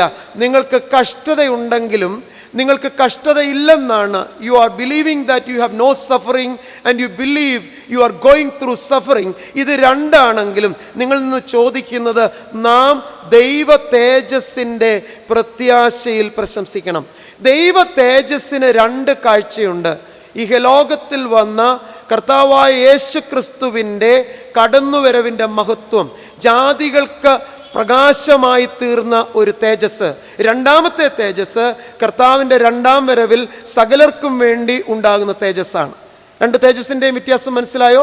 ദൈവ തേജസ് എന്ന് ഇവിടെ വിവക്ഷിക്കുമ്പോൾ നാം ഏറ്റെടുക്കേണ്ട ഒരു തേജസ്സുണ്ട്. നാം ഇഷ്ടപ്പെട്ടാലും ഇഷ്ടപ്പെട്ടില്ലെങ്കിലും നാം സാക്ഷികളാകേണ്ട ഒരു തേജസ്സുമുണ്ട്. ഏതാണ് നാം ഏറ്റെടുക്കേണ്ട ഒരു തേജസ്? കർത്താവായ യേശു ക്രിസ്തു ജഡത്തിൽ ജനിക്കുമ്പോൾ യോഹന്നാന്റെ സുവിശേഷം 1-ാം അധ്യായത്തെ അടിസ്ഥാനമാക്കി ആ ഏകജാതൻ്റെ തേജസ്, ആ മകൻ്റെ, ആ പിറന്നവൻ്റെ തേജസ്, വചനം ജഡമായി നമ്മുടെ ഇടയിൽ പാർത്തവൻ്റെ തേജസ്, ഏകജാതൻ്റെ തേജസ്സായി നാം കാണുന്നത് നമ്മുടെ എഫേർട്ടാണ്. അത് യോഹന്നാൻ്റെ എഫേർട്ടാണ്. God has given all of us the chance to understand that glory, but we must put our effort to have that glory. അപ്പോൾ ഒന്നാമത്തേത് നിങ്ങൾ തിരിച്ചറിയണം, രണ്ടാമത്തേതിനെ മനസ്സിലാക്കണം. അപ്പം ഞാൻ എന്താണ് പറയാൻ ഉദ്ദേശിച്ചത്? ദൈവ തേജസ്സിൻ്റെ പ്രത്യാശയിൽ പ്രശംസിക്കുന്നു. കർത്താവായ യേശു ക്രിസ്തു ജഡരൂപം ധരിച്ച് നമ്മുടെ ഇടയിൽ ജീവിച്ച് പാപമില്ലാത്തവനായി നമുക്ക് വേണ്ടി മരിച്ച് പഴയ നിയമത്തിലെ മുഴുവൻ വചനങ്ങളെയും നിവർത്തിച്ച് അവൻ ഉയർത്തെഴുന്നേറ്റു. എന്നാൽ സഭയുടെ അടിസ്ഥാനം എന്താ? ഇങ്ങനെ നമ്മുടെ പാപങ്ങളെ മരിപ്പിച്ച് ഉയർത്തെഴുന്നേറ്റവൻ എങ്ങനെ സ്വർഗത്തിലേക്ക് പോകുന്നവനായി നിങ്ങൾ കണ്ടോ അതുപോലെ അവൻ മടങ്ങി വരും. അവിടെയാണ് സഭ രൂപപ്പെടുന്നത്. കർത്താവായ യേശു ക്രിസ്തുവിൻ്റെ മടങ്ങിവരവിൻ്റെ തേജസ്സാണ് സഭയുടെ നിലനിൽപ്പിൻ്റെ അടിസ്ഥാനം. എന്നാൽ കർത്താവായ യേശു ക്രിസ്തു 1-ാം വരവിൽ വന്ന ആ ജഡത്തെ നാം സ്വീകരിക്കുമ്പോൾ നമുക്ക് ജീവിതത്തിൽ കഷ്ടതയുണ്ട്. ജഡികമായ കഷ്ടതയുമുണ്ട്, ആത്മീയമായ കഷ്ടതയുമുണ്ട്. ഹല്ലേലൂയ. ഞാൻ വികാരിയച്ഛൻ കടന്നുപോയ പല പല സ്റ്റേജുകളെക്കുറിച്ച് കേട്ടപ്പോൾ പലപ്പോഴും അങ്ങനെ പട്ടക്കാർ പറയുമ്പോൾ ഞാൻ ഉടനെ എന്നോട് ചോദിക്കാറുള്ളത്, ദൈവമേ, ഇങ്ങനെ ഒരവസ്ഥ എൻ്റെ ജീവിതത്തിലായിരുന്നെങ്കിൽ എൻ്റെ ജീവിതത്തെ ഞാൻ സ്ഥിരമായി നിലനിർത്തുമോ? എന്നിട്ട് ഞാൻ പറയുന്നു, കർത്താവേ നീ അറിയുന്നു. പലരും പറഞ്ഞു കേൾക്കുമ്പോൾ ഞാൻ ഈ വലിയ നെഞ്ചുവിരിച്ച് നിൽക്കുന്ന ഞാൻ പലപ്പോഴും ഇങ്ങനെ നിൽക്കാൻ സാധിക്കുന്നത് എൻ്റെ ചുറ്റുമുള്ള ഘടകങ്ങളെയൊക്കെ ദൈവം അനുകൂലമാക്കുന്നത് കൊണ്ടാണ്. ദൈവത്തിനറിയാം അത്രയൊക്കെ സഹിക്കാനേ എനിക്ക് ശേഷിയുള്ളൂ. ഇതിനപ്പുറമൊക്കെ തന്നാൽ ഒരുപക്ഷെ ഞാൻ വീണു പോകുമെന്ന്. അതുകൊണ്ട് നമ്മളെ ഓരോരുത്തരെ സംബന്ധിച്ചും ദൈവത്തിനൊരു തിരഞ്ഞെടുപ്പുണ്ട് എന്നുള്ളത് വസ്തുത. നമുക്ക് വളരെ വേഗം മുന്നോട്ട് പോകണം. അതുകൊണ്ട് ദൈവ തേജസ് എന്ന് പറയുന്നതിനെ നിങ്ങൾ രണ്ടായി കാണണം. പുത്രൻ്റെ യേശു ക്രിസ്തുവിൻ്റെ തേജസ്, ഇനി സകലരെയും പ്രകാശിപ്പിക്കുന്ന തേജസ്, അവൻ്റെ രണ്ടാം വരവിൽ കിഴക്ക് ഉദിച്ച് അവനെ വിശ്വസിക്കാത്തവൻ കൂടെ അവൻ്റെ മുമ്പിൽ കുമ്പിടുന്ന നാളിലെ ഒരു തേജസ്സുണ്ട്. ഇതിന് ഇടയിലാണ് പറഞ്ഞിരിക്കുന്നത്. നമുക്ക് പോലും 3-ാമത്തെ വാക്യത്തിൽ പറഞ്ഞിരിക്കുന്ന മലയാളം അർത്ഥം അറിയത്തില്ല. More than that we rejoice in our sufferings. We rejoice in our sufferings. താഴെ നോക്കണം. Knowing that suffering. അതാ ക്രിസ്ത്യാനിയുടെ അവകാശം. എവിടെയെങ്കിലും ഒരു ക്രിസ്ത്യാനി സഫറിങ്ങിൽ തളർന്നു പോകുന്നുണ്ടെങ്കിൽ, അവൻ വീണു പോകുന്നുണ്ടെങ്കിൽ, ഈ നോയിങ് ദാറ്റ് എന്ന് പറയുന്നത് അവനിൽ ഇല്ല. ഞാൻ പറയുന്നത് മനസ്സിലാക്കി പോണേ. If you know the meaning of knowing that, then only you overcome suffering in hope of Jesus Christ. അത് എഴുതിയിരിക്കുന്ന ഒന്നുകൂടെ വായിക്കുകയാണ്. That suffering, knowing that suffering produces endurance, and endurance produces character, and character produces hope. ഇതിന്ന് വളരെ ആവശ്യമാണ്. ഞാൻ മുന്നോട്ട് പോകുമ്പോൾ നിങ്ങളിത് മുറുകെ പിടിക്കണം എന്ന് ഞാൻ നിങ്ങളോട് അപേക്ഷിക്കുന്നു. നമുക്ക് മുന്നോട്ട് പോയി ഇതിന് തുടർച്ചയായി വചനം നാം ഇന്ന് വായിച്ച ഭാഗത്തിലേക്ക് ചെന്ന് പൂർണ്ണ അർത്ഥം ഗ്രഹിച്ചുകൊണ്ട് നിങ്ങൾ മടങ്ങേണ്ടതുണ്ട്. ഞാൻ യേശു ക്രിസ്തു എന്ന വ്യക്തിയുടെ പ്രത്യേകത പറഞ്ഞു. ദൈവ തേജസ്സിൻ്റെ 2 അംശങ്ങൾ പറഞ്ഞു. If you don't knowing that in caught suffering, you cannot overcome your suffering with Christian hope എന്ന് പറഞ്ഞു.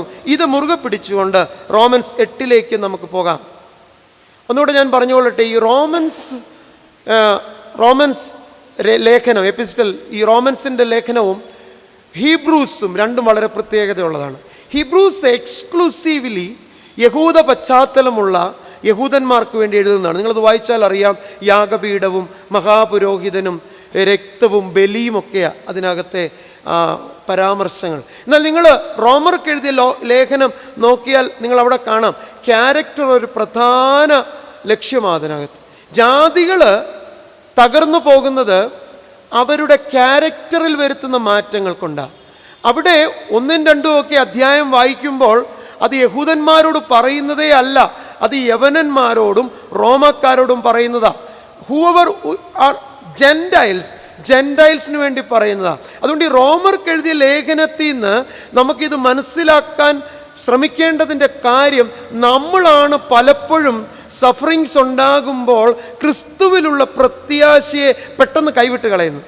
അതുകൊണ്ടാണ് അപ്പോസ്തലൻ എഴുതുമ്പോൾ റോമർക്ക് എഴുതിയ ലേഖനം ഇത് പഠിപ്പിക്കാനായിട്ട് കൂടുതൽ പരിശ്രമിക്കുന്നത്. ചാരത്തിൽ നിന്ന് ഗ്ലോറിയിലേക്ക് വരേണ്ടത് നമ്മളാണ്. ഇനി ചുരുങ്ങിയ വാക്കിൽ പറയാം, നമ്മളൊക്കെ ചാരമായിരുന്നു യേശുക്രിസ്തു വരെ. ഞാൻ പറയുന്നത് മനസ്സിലാകുമോ? യേശുക്രിസ്തു വരെ യഹൂദൻ അല്ലാതെ യഹൂദ മതാനുസാരിയുണ്ട്, സെക്കൻഡറി സിറ്റിസൺസ് ആണല്ലോ. യഹൂദൻ യേശുക്രിസ്തു വരെയുള്ള പ്രവാചകന്മാരുടെ എല്ലാം കാലത്ത് ഒറ്റ ഗ്ലോബൽ സിറ്റിസണേ ഉള്ളൂ ലോകത്തിൽ, ജ്യൂസ്. ബാക്കിയുള്ളവർക്കെല്ലാം അവർ യവനനായിരുന്നാലും അലക്സാണ്ടർ ആയിരുന്നാലും അതുപോലെ ടോളമി ആയിരുന്നാലും ഏതിൻ്റെ ഭരണാധികാരി ആയിരുന്നാലും അവനെല്ലാം ഒറ്റ പേരേ ഉള്ളൂ, ജാതികൾ. ഈ വേർപാടിൻ്റെ നടിച്ചുവര് ഇടിച്ചു കളഞ്ഞ് നമ്മുടെ പൗരത്വത്തെ സ്വർഗീയ പൗരത്വമാക്കി തീർത്തത് കർത്താവായ യേശുക്രിസ്തുവാണ്. കർത്താവായ യേശുക്രിസ്തു ലോകത്തിൽ വരുന്നില്ലെങ്കിൽ എണ്ണയും വെള്ളവും പോലെ ഇന്നും യഹൂദന്മാരും ജാതികളും 2 സെറ്റാണ്. എന്നാൽ അവരുടെ അവകാശത്തെ എടുത്ത് നമുക്ക് തന്ന് അവനെ പിന്നെയും അവകാശത്തിലേക്ക് ചേർത്തുകൊള്ളും എന്നുറപ്പ് കൊടുക്കുന്നത് കർത്താവായ യേശുക്രിസ്തുവാണ്. അതുകൊണ്ട് റോമർക്ക് എഴുതിയ ലേഖനം നമുക്ക് എന്തുകൊണ്ട് ആഷസ് ടു ഗ്ലോറി പ്രസംഗിക്കുവാൻ പര്യാപ്തമാകുന്നു എന്ന് വെച്ചാൽ 2 കാര്യങ്ങളാണ് ജാതികളുടെ പ്രശ്നം. ഒന്ന്, അവൻ്റെ ധനത്തിൻ്റെ വലിപ്പം, അധികാരത്തിൻ്റെ വലിപ്പം അവനെ ആഷസ് ആക്കുന്നുണ്ട്.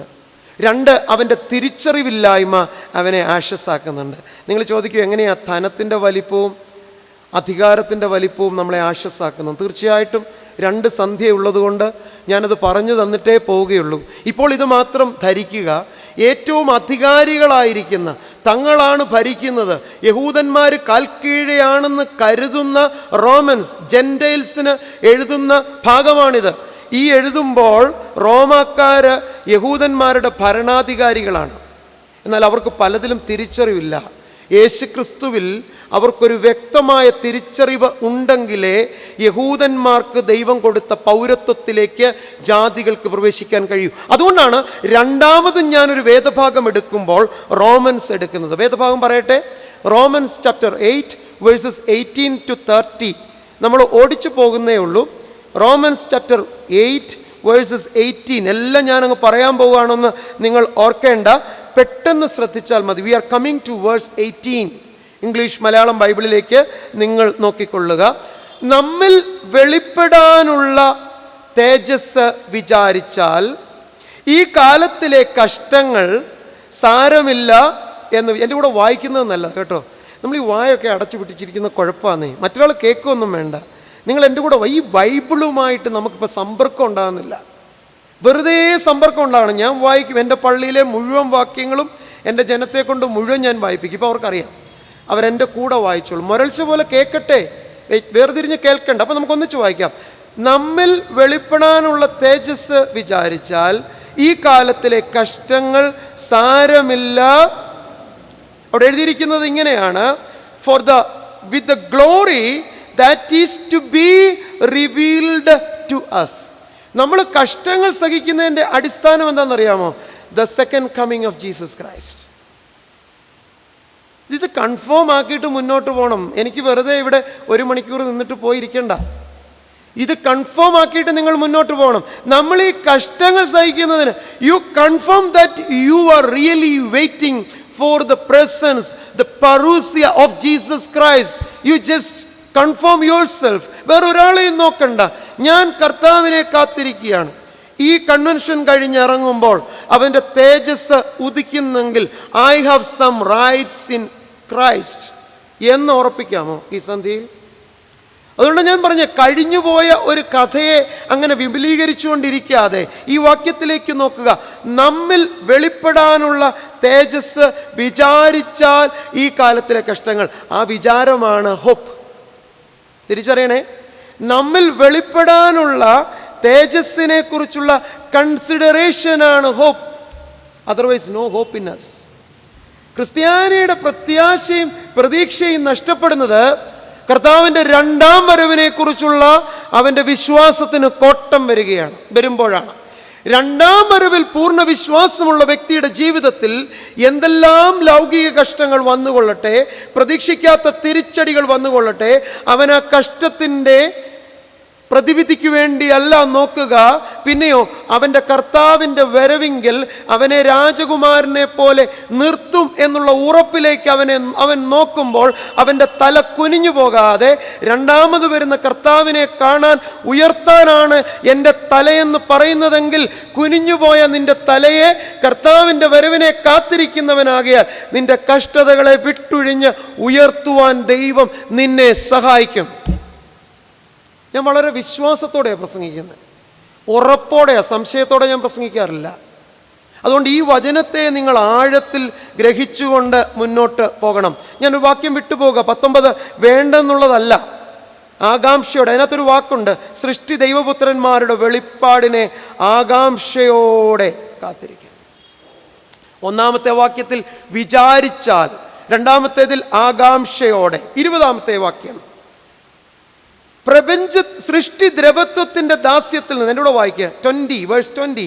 സൃഷ്ടി ദ്രവത്വത്തിന്റെ ദാസ്യത്തിൽ നിന്ന് വിടുതലും ദൈവമക്കളുടെ തേജസ്സാകുന്ന സ്വാതന്ത്ര്യവും പ്രാപിക്കും എന്നുള്ള ആശയോടെ മായയ്ക്ക് കീഴ്പ്പെട്ടിരിക്കുന്നു. ഓർക്കുക, ആശ, ഹോപ്പ്, മായയ്ക്ക് കീഴ്പ്പെടുത്തിയിരിക്കുന്നു. എന്താ മായ?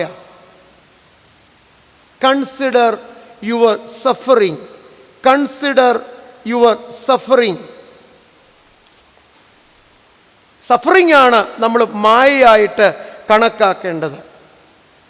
In hope willingly, but because of him who subject to it, for the creation was subjected to futility. വചനം വളരെ വ്യക്തമായി പറയുന്നത് ശ്രദ്ധിക്കുക. ദ്രവത്വത്തിൻ്റെ ദാസ്യത്തിൽ നിന്ന്, ദ്രവത്വം എന്ന് പറയുന്നത് നമ്മുടെ കഷ്ടതയുടെ അടിസ്ഥാനക്കല്ലാണ്. എവിടെയാ കഷ്ടത? ദ്രവിച്ചു പോകുന്ന എല്ലാ കാര്യങ്ങളെയും ഓർത്തിട്ടാ, ദ്രവിക്കാത്തതിനെ ഓർത്തിട്ടല്ല. എനിക്ക് സ്വർഗത്തിൽ ഇടം കിട്ടുമോ എന്നുള്ള കഷ്ടതയാച്ച എൻ്റെ ഏറ്റവും വലിയ കഷ്ടത എന്ന് പറയുന്ന ആരെങ്കിലും എൻ്റെ മുന്നിൽ ഇരിപ്പുണ്ടോ? എനിക്ക് സ്വർഗത്തിൽ ഇടം കിട്ടുമോ എന്നുള്ള ചിന്തയല്ല ഞാൻ പറയുന്നത്, ശ്രദ്ധിക്കണം. സ്വർഗത്തിൽ ഇടം കിട്ടുമോ എന്ന ചിന്തയാലുള്ള കഷ്ടതയാണ് എൻ്റെ ഏറ്റവും വലിയ കഷ്ടതയെന്ന് നമ്മൾ പറയുന്നില്ലെങ്കിൽ അതിന് താഴെയുള്ളതെല്ലാം ദ്രവത്വമാണ്. നമ്മുടെ കഷ്ടതയുടെ അടിസ്ഥാനം എന്തുവാ?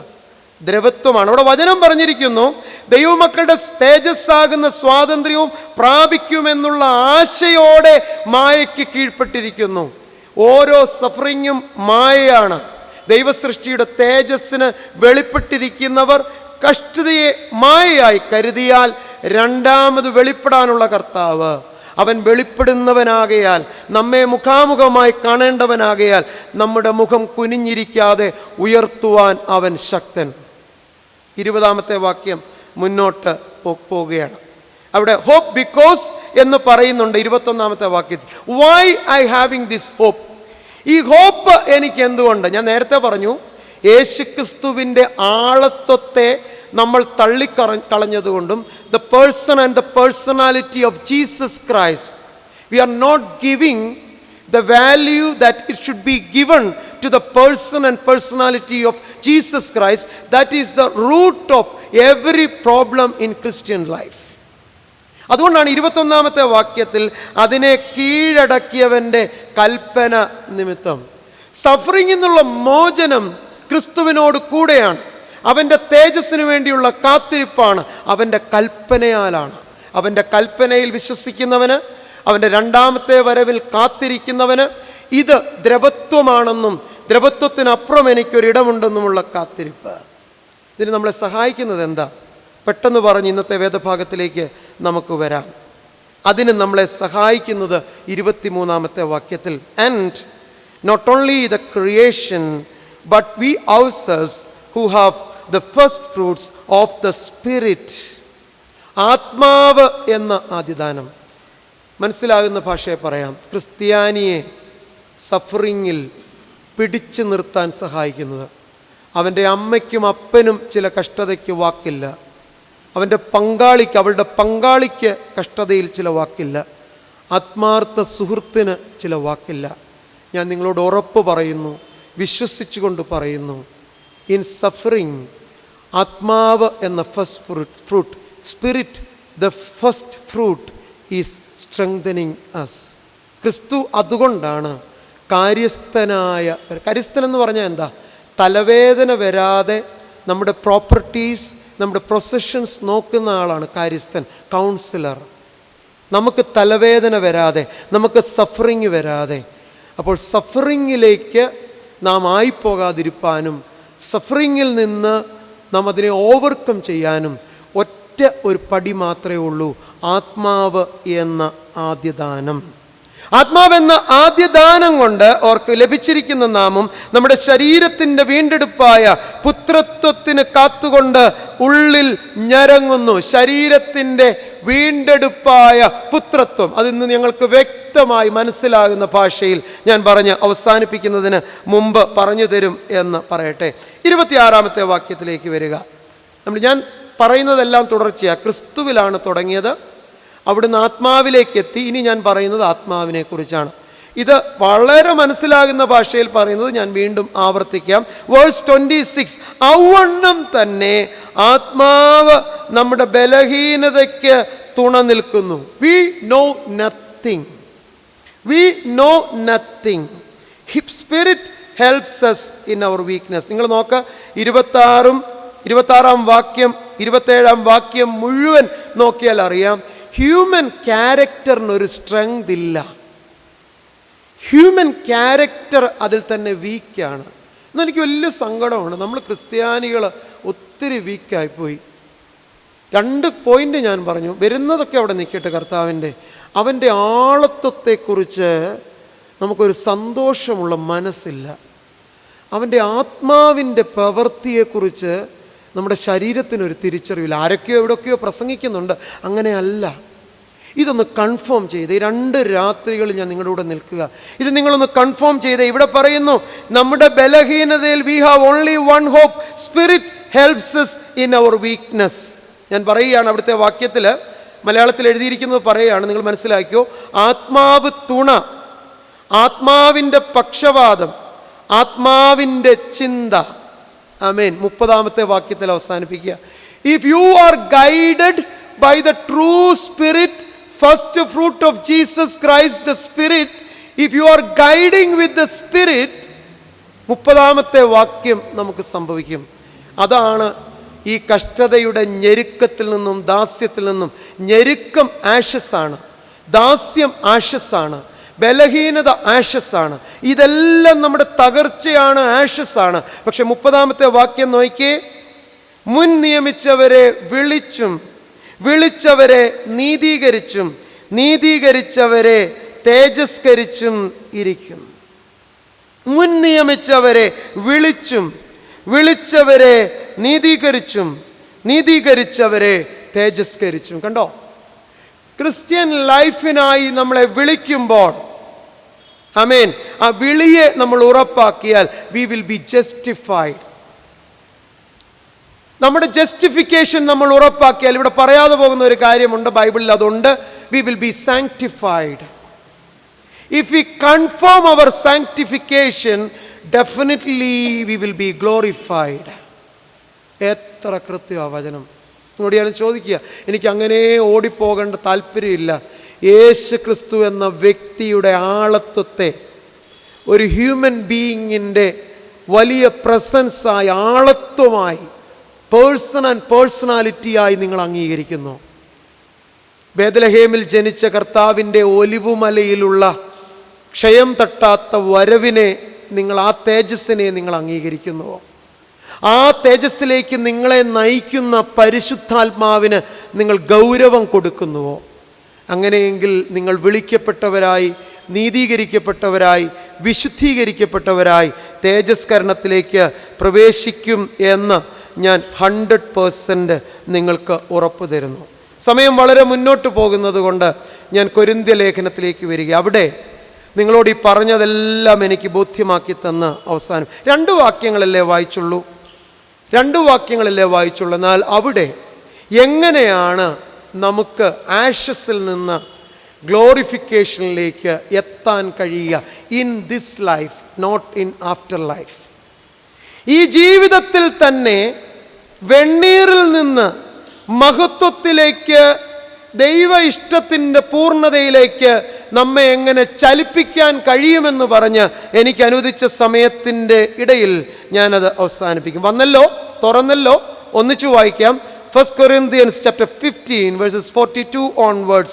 മരിച്ചവരുടെ പുനരുദ്ധാനവും അവണ്ണം തന്നെ ദ്രവത്വത്തിൽ വിതയ്ക്കപ്പെടുന്നു. അവർ സർക്കംസ്റ്റാൻസസ് ആർ ആഷസ്, ദ്രവത്വമാണ്. എന്നാൽ അടുത്ത് നോക്കിയേ, അദ്രവത്വത്തിൽ ഉയർക്കുന്നു. Rise up, raised in imperishable. നീ ആവർത്തിക്കുക, അത് നിങ്ങൾ എവിടെ നോക്കിക്കോ. അപമാനത്തിൽ വിതയ്ക്കപ്പെടുന്നു. സോൺ ഈസ് റൈസ് ഇൻ, 2 വാക്ക് അവിടെ വരുന്നത് നിങ്ങൾ നോക്കിക്കോ. സോൺ ഈസ് റൈസ്ഡ് ഇൻ, വിതയ്ക്കപ്പെടുന്നു, ഉയർക്കുന്നു. ബലഹീനതയിൽ വിതയ്ക്കപ്പെടുന്നു, ശക്തിയിൽ ഉയർക്കുന്നു. പ്രാകൃത ശരീരം വിതയ്ക്കപ്പെടുന്നു, ആത്മീയ ശരീരം ഉയർക്കുന്നു. ഇതിൻ്റെ ആദ്യത്തെ ഭാഗം ആഷസാണ്, രണ്ടാമത്തെ ഭാഗം ഗ്ലോറിയാണ്. എങ്ങനെയാണ് ആഷസിൽ നിന്ന് ഗ്ലോറിയിലേക്ക് കടക്കുക? അതിന് ഒരു ഉദാഹരണം 45-ാം വാക്യത്തിൽ എഴുതി മുന്നോട്ട് വായിക്കാം. 1-ാം മനുഷ്യനായ ആദാം ജീവനുള്ള ദേഹിയായി തീർന്നു എന്ന് എഴുതിയിരിക്കുന്നല്ലോ. ഒടുക്കത്തെ ആദാം ജീവിപ്പിക്കുന്ന ആത്മാവായി. നമുക്ക് വ്യക്തമായിട്ടറിയാം, ഇവിടെ പരാമർശിക്കുന്നത് ആദം, ദൈവം ആദ്യം സൃഷ്ടിച്ച മനുഷ്യനായ ആദം. രണ്ടാമത്തെ ഒടുക്കത്തെ ആദാം എന്ന് പറയുന്നത് കർത്താവായ യേശു ക്രിസ്തുവിലുള്ള വ്യക്തിത്വം. യേശു ക്രിസ്തു തന്നെ വിളിച്ചു. അടുത്തത് നോക്കിക്കൊള്ളുക. എന്നാൽ ആത്മീയമല്ല, പ്രാകൃതമത്രേ ഒന്നാമത്തേത്, ഒരു സംശയവുമില്ല. നമ്മളെല്ലാം ഒറിജിനൽ സിന്നിൻ്റെ ഉടമകളായിപ്പോയി. നമുക്കെല്ലാം ജന്മപാപത്തെക്കുറിച്ച്, ഏദനിൽ സംഭവിച്ച പാപത്തിൻ്റെ അംശമുണ്ട്. ആ പാപത്തെ മരിപ്പിച്ച് നമ്മളെ വീണ്ടെടുക്കുവാൻ കർത്താവായ യേശു ക്രിസ്തു വന്നു, അതിന് മാറ്റമില്ല. അതുകൊണ്ട് പ്രാകൃതമാണ് ഒന്നാമത്തേത്, ആത്മീയമല്ല. ആത്മീയം പിന്നത്തേതിൽ വരുന്നു. 1-ാം മനുഷ്യൻ ഭൂമിയിൽ നിന്ന് മണ്ണുകൊണ്ടുള്ളവൻ, 2-ാം മനുഷ്യൻ സ്വർഗത്തിൽ നിന്നുള്ളവൻ. ഇവിടെ നിങ്ങൾ വിചാരിക്കുന്നത് സ്വർഗത്തിൽ നിന്ന് ദൈവത്തിൻ്റെ വലതുഭാഗത്തിരുന്ന സൃഷ്ടിക്ക് കാരണഭൂതനായ യേശു ക്രിസ്തു, മറ്റൊരാൾ ഭൂമിയിൽ ദൈവം വലിയൊരു ദൗത്യത്തിനായി സൃഷ്ടിച്ചു. ആ ദൗത്യത്തിൽ തകർന്നു പോയ ആദാം. ഇനിയാ 48-ാം വാക്യം നോക്കേണ്ടത്. മണ്ണുകൊണ്ടുള്ളവനെ പോലെ മണ്ണുകൊണ്ടുള്ളവരും സ്വർഗീയനെ പോലെ സ്വർഗീയന്മാരും ആകുന്നു. 49-ാമത്തെ വാക്യം, നാം മണ്ണുകൊണ്ടുള്ളവൻ്റെ പ്രതിമ ധരിച്ചതുപോലെ സ്വർഗീയൻ്റെ പ്രതിമയും ധരിക്കും. അവിടെ എന്താ പറയുന്നത്? ഒരു ശരീരത്തെക്കുറിച്ച് തന്നെയാണ് പറയുന്നത്. നമ്മൾ വായിച്ചപ്പോഴെല്ലാം ആദമിൻ്റെ ശരീരം, യേശുക്രിസ്തുവിൻ്റെ ശരീരം. അവസാനം വരുമ്പോഴെന്താ? ആദമിൻ്റെ ശരീരം യേശുക്രിസ്തുവിനോട് അനുരൂപപ്പെട്ട ശരീരമായി തീർന്നു. ഇതിനൊരു ഉദാഹരണം പറഞ്ഞ് ഞാൻ ആഷസ് ടു ഗ്ലോറി എന്നുള്ളതിൻ്റെ 1-ാമത്തെ ദിവസം അവസാനം. ഇത് മറന്നു പോകരുത്. നിങ്ങൾ വായിച്ചത് ആദാം, സ്വർഗത്തിൽ നിന്നുള്ളതും ഭൂമിയിൽ നിന്നുള്ള മനുഷ്യൻ. പക്ഷെ അവസാനം വായിച്ചു, മണ്ണുകൊണ്ടുള്ളവൻ്റെ പ്രതിമ ധരിച്ചതുപോലെ സ്വർഗീയൻ്റെ പ്രതിമയും ധരിക്കും. ഇനി നിങ്ങൾ ബൈബിള് മറിക്കുകയേ വേണ്ട, നേരെ ഇങ്ങ് മുന്നോട്ട് പോരുക. മണ്ണുകൊണ്ടുള്ളവൻ്റെ പ്രതിമ കാണണ്ടേ? എന്നിട്ട് സ്വർഗീയയുടെ പ്രതിമ സാധ്യമാണോ നമുക്ക് നോക്കണ്ടേ? അതിന് നേരെ 5-ാമത്തെ അധ്യായത്തിലേക്ക് വരിക. ഏത് പുസ്തകമായിരിക്കും? ഉൽപ്പത്തി പുസ്തകം. ഉൽപ്പത്തി പുസ്തകം 5-ാമത്തെ അധ്യായത്തിലെ വരുമ്പോൾ ആഷസ് ടു ഗ്ലോറി എന്നതിൻ്റെ പ്രാക്ടിക്കൽ ക്ലാസ്സാണ്. ഇതുവരെ നമ്മൾ വായിച്ച യേശുക്രിസ്തുവിനെ വിട്ടിട്ട്, ആത്മാവിനെ വിട്ടിട്ട്, തേജസ്കരിക്കപ്പെടുന്ന 2 ശരീരങ്ങളെയും വിട്ടിട്ട് നമുക്കൊരു തേജസ്കരണം ഇല്ല എന്ന് വ്യക്തമായി പറഞ്ഞു. മനസ്സിലാക്കിയവർക്കായി സ്തോത്രം. ഇനി നമ്മൾ ഉൽപ്പത്തി പുസ്തകത്തിൻ്റെ 5-ാം അധ്യായത്തിലേക്ക് വന്ന് ഇനി എങ്ങോട്ടും പോവില്ല. നമുക്ക് ആ കഥ പറഞ്ഞ് അവസാനിക്കാം. ആദ്യ ഭാഗം ഞാൻ വിടുകയാണ്. കായീന് ഒരു ശപിക്കപ്പെട്ടവനായി തീരാനും ഹാബേല് കൊല്ലപ്പെടാനും ഒക്കെ ബൈബിളിൽ വളരെ വ്യക്തമായ കാരണം എഴുതിയിട്ടുണ്ട്. എന്നാൽ ഞാൻ അപ്പനെയും അമ്മയും അവിടെ വിടുകയാണ്. ഒന്ന് മാത്രം നിങ്ങൾ നോക്കിക്കൊള്ളുക. ആദമിനെക്കുറിച്ച് ദൈവത്തിനൊരു ദർശനമുണ്ടായിരുന്നു. ഹൗവയെ സൃഷ്ടിച്ചപ്പോൾ ദൈവത്തിനൊരു പ്ലാൻ ഉണ്ടായിരുന്നു. അവരതിൽ നിന്ന് വീണുപോയി. ദൈവം അവരെ കഴ്സ് ചെയ്തു. ഏദൻ തോട്ടത്തിൽ നിന്ന് വേദനയോടെ മക്കളെ പ്രസവിക്കാനും മുള്ളും പറക്കാരെയുമുള്ള ലോകത്തിൽ വേർപ്പൊഴുക്കാനും അവരെ ഇറക്കി വിട്ടു. ഞാൻ പറയും, അവർ ഹാപ്പി അല്ല, അവർ തകർന്നു. They are like Ashes. ഒരു മനുഷ്യൻ്റെ അവനെ സൃഷ്ടിച്ചതിൻ്റെ ലക്ഷ്യത്തിൽ നിന്ന് അവൻ വഴുതിപ്പോയാൽ പിന്നെ എന്താണ്? ആദമനും ഔവയ്ക്കും എന്നേക്കുമായിട്ട് അവരുടെ പദവി നഷ്ടപ്പെട്ടു. നമുക്കെല്ലാം ആദമ്യ പാപം കൊണ്ട് എന്നേക്കുമായുള്ള പദവി നഷ്ടപ്പെട്ടു. പക്ഷെ എൻ്റെ ചോദ്യം വളരെ ചെറുതാണ്, തിരിച്ചു പിടിക്കാൻ ആവുമോ? നമ്മുടെ എല്ലാം മനസ്സിൽ പാപത്തിലൂടെ, നെടുവീർപ്പിലൂടെ, പ്രശ്നങ്ങളിലൂടെ കടന്നു പോകുമ്പോൾ, നിങ്ങൾക്ക് പാപബോധമുണ്ടാകുമ്പോൾ തളർന്നു പോകരുത്. ദൈവത്തോട് ചോദിക്കണം, തിരിച്ചു പിടിക്കാൻ ആവുമോ? പ്രിയപ്പെട്ടവരെ, ആദം ഒരു പൂർണ്ണ മനുഷ്യനായി സൃഷ്ടിക്കപ്പെട്ടവനാണ്. ആ തോട്ടത്തിന് വെളിയിൽ വരുമ്പോൾ അവൻ്റെ പ്രായം 2 or 3 പറഞ്ഞാൽ പോലും ശരിയാണ്. കായീനും ഹാബേലും ഉണ്ടാകുന്ന പ്രായം അവർ 3 വർഷം ലോകത്തിലായിരുന്നപ്പോഴെന്ന് കരുതിയാൽ, ഒരാൾ അങ്ങനെ ആർഗ്യൂ ചെയ്താൽ നമുക്ക് നിഷേധിക്കാൻ പറ്റില്ല. പക്ഷേ ശേത്തുണ്ടായ പ്രായം വളരെ വ്യക്തമായി ബൈബിളിൽ എഴുതിയിട്ടുണ്ട്. ഇൻ ചാപ്റ്റർ 5 വേഴ്സ് 3, ആദമിന് 130 വയസ്സായപ്പോൾ അവൻ തൻ്റെ സാദൃശ്യത്തിൽ, തൻ്റെ സ്വരൂപപ്രകാരം ഒരു മകനെ ജനിപ്പിച്ചു. പ്രിയപ്പെട്ടവരെ, ദൈവം തൻ്റെ സാദൃശ്യത്തിലും സ്വരൂപത്തിലും ആദമിനെ സൃഷ്ടിച്ചു എന്ന് പറഞ്ഞിട്ട് 2 കുഞ്ഞുങ്ങൾ ഇടയ്ക്ക് കടന്നുപോയി. 3-ാമത്തെ കുഞ്ഞ് പിറന്നപ്പോൾ അവിടെ അത് എഴുതി വെച്ചു. എന്താ കാരണം? 2 കുഞ്ഞുങ്ങളുടെ പിറവിയിൽ ഈ കാഴ്ചപ്പാട് മാതാപിതാക്കൾക്ക് ഇല്ലാതെ പോയി. Starting the first moment of the gracious returning of God in their life. എനിക്കത് കൂടുതൽ പറയാൻ സമയമില്ലാത്തതുകൊണ്ട്, gracious returning of God in their life when Seth was born. ശേത്ത് പിറന്നപ്പോൾ അവിടെ എഴുതിയിട്ടുണ്ട്, ഇങ്ങനെയാണ് എഴുതിയിരിക്കുന്നത്, അവൻ തൻ്റെ സാദൃശ്യത്തിൽ, തൻ്റെ സ്വരൂപപ്രകാരം. പ്രിയപ്പെട്ടവരെ, അവൻ്റെ സാദൃശ്യവും സ്വരൂപവും ഒരു പാപം കൊണ്ട് നഷ്ടപ്പെട്ടു പോയെങ്കിൽ നിങ്ങൾക്കറിയാം, അതങ്ങനെ തന്നെ തിരികെ പിടിക്കുക എളുപ്പമല്ല.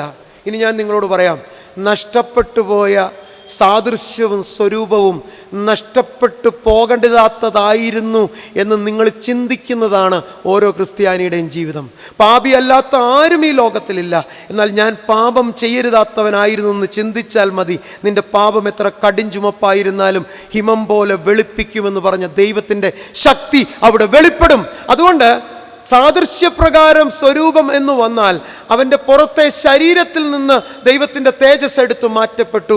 പക്ഷേ പ്രിയപ്പെട്ടവരെ, മടങ്ങി വരാൻ നിനക്ക് മനസ്സുണ്ടെങ്കിൽ നിന്റെ ഹൃദയത്തിൽ ആ സ്വരൂപവും നിന്റെ ഹൃദയത്തിൽ ആ സാദൃശ്യവും വരട്ടെ. Here it confirm that Adam in his inner being accepted godliness in its full essence.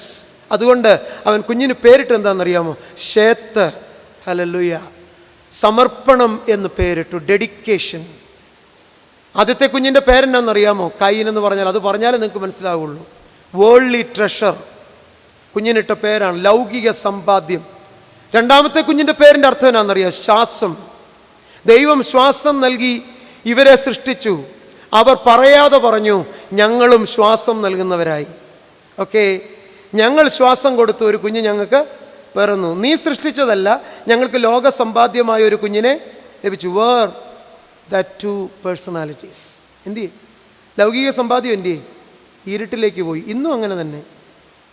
എന്നിട്ട് ഞങ്ങൾ ശ്വാസമാണെന്ന് വിചാരിച്ച് ജനിപ്പിച്ച കുഞ്ഞെന്ത് വെറും റൂഹായി തീർന്നു. ആണോ? അപ്പോഴാണ് തിരിച്ചറിവുണ്ടാകും. നമുക്ക് അടി കിട്ടുമ്പോഴേ തിരിച്ചറിവുണ്ടാവും. ജീവിതത്തിൽ പ്രതിസന്ധി ഉണ്ടാകുമ്പോൾ നിങ്ങൾ വിചാരിക്കരുത് നിങ്ങളെ തകർക്കാനാണെന്ന്, മടക്കിക്കൊണ്ടുവരാൻ. അച്ഛൻ ഇവിടെ പറഞ്ഞല്ലോ, മടങ്ങി വരവിന് വേണ്ടിയിട്ടാണ് ക്രിസ്ത്യാനിയുടെ ജീവിതത്തിലെ ഓരോ സമ്മർദ്ദങ്ങളും. മടങ്ങി വന്നേ മതിയാകൂ. സ്വരൂപത്തിലും സാദൃശ്യത്തിലും ശേത്തിനെ സൃഷ്ടിച്ചു. അവിടെ നിങ്ങൾ താഴോട്ട് വായിക്കണം. ആദമിൻ്റെ ആയുഷ്കാലം ആകെ 930 സംവത്സരം. പിന്നെ അവൻ മരിച്ചു. പെട്ടെന്ന് പോവുക. ശേത്തിന് 105 വയസ്സായപ്പോൾ അവൻ ഏനോശിനെ ജനിപ്പിച്ചു. ഏനോശും ഒരു മകനെ ജനിപ്പിച്ചു, കേനാനെ.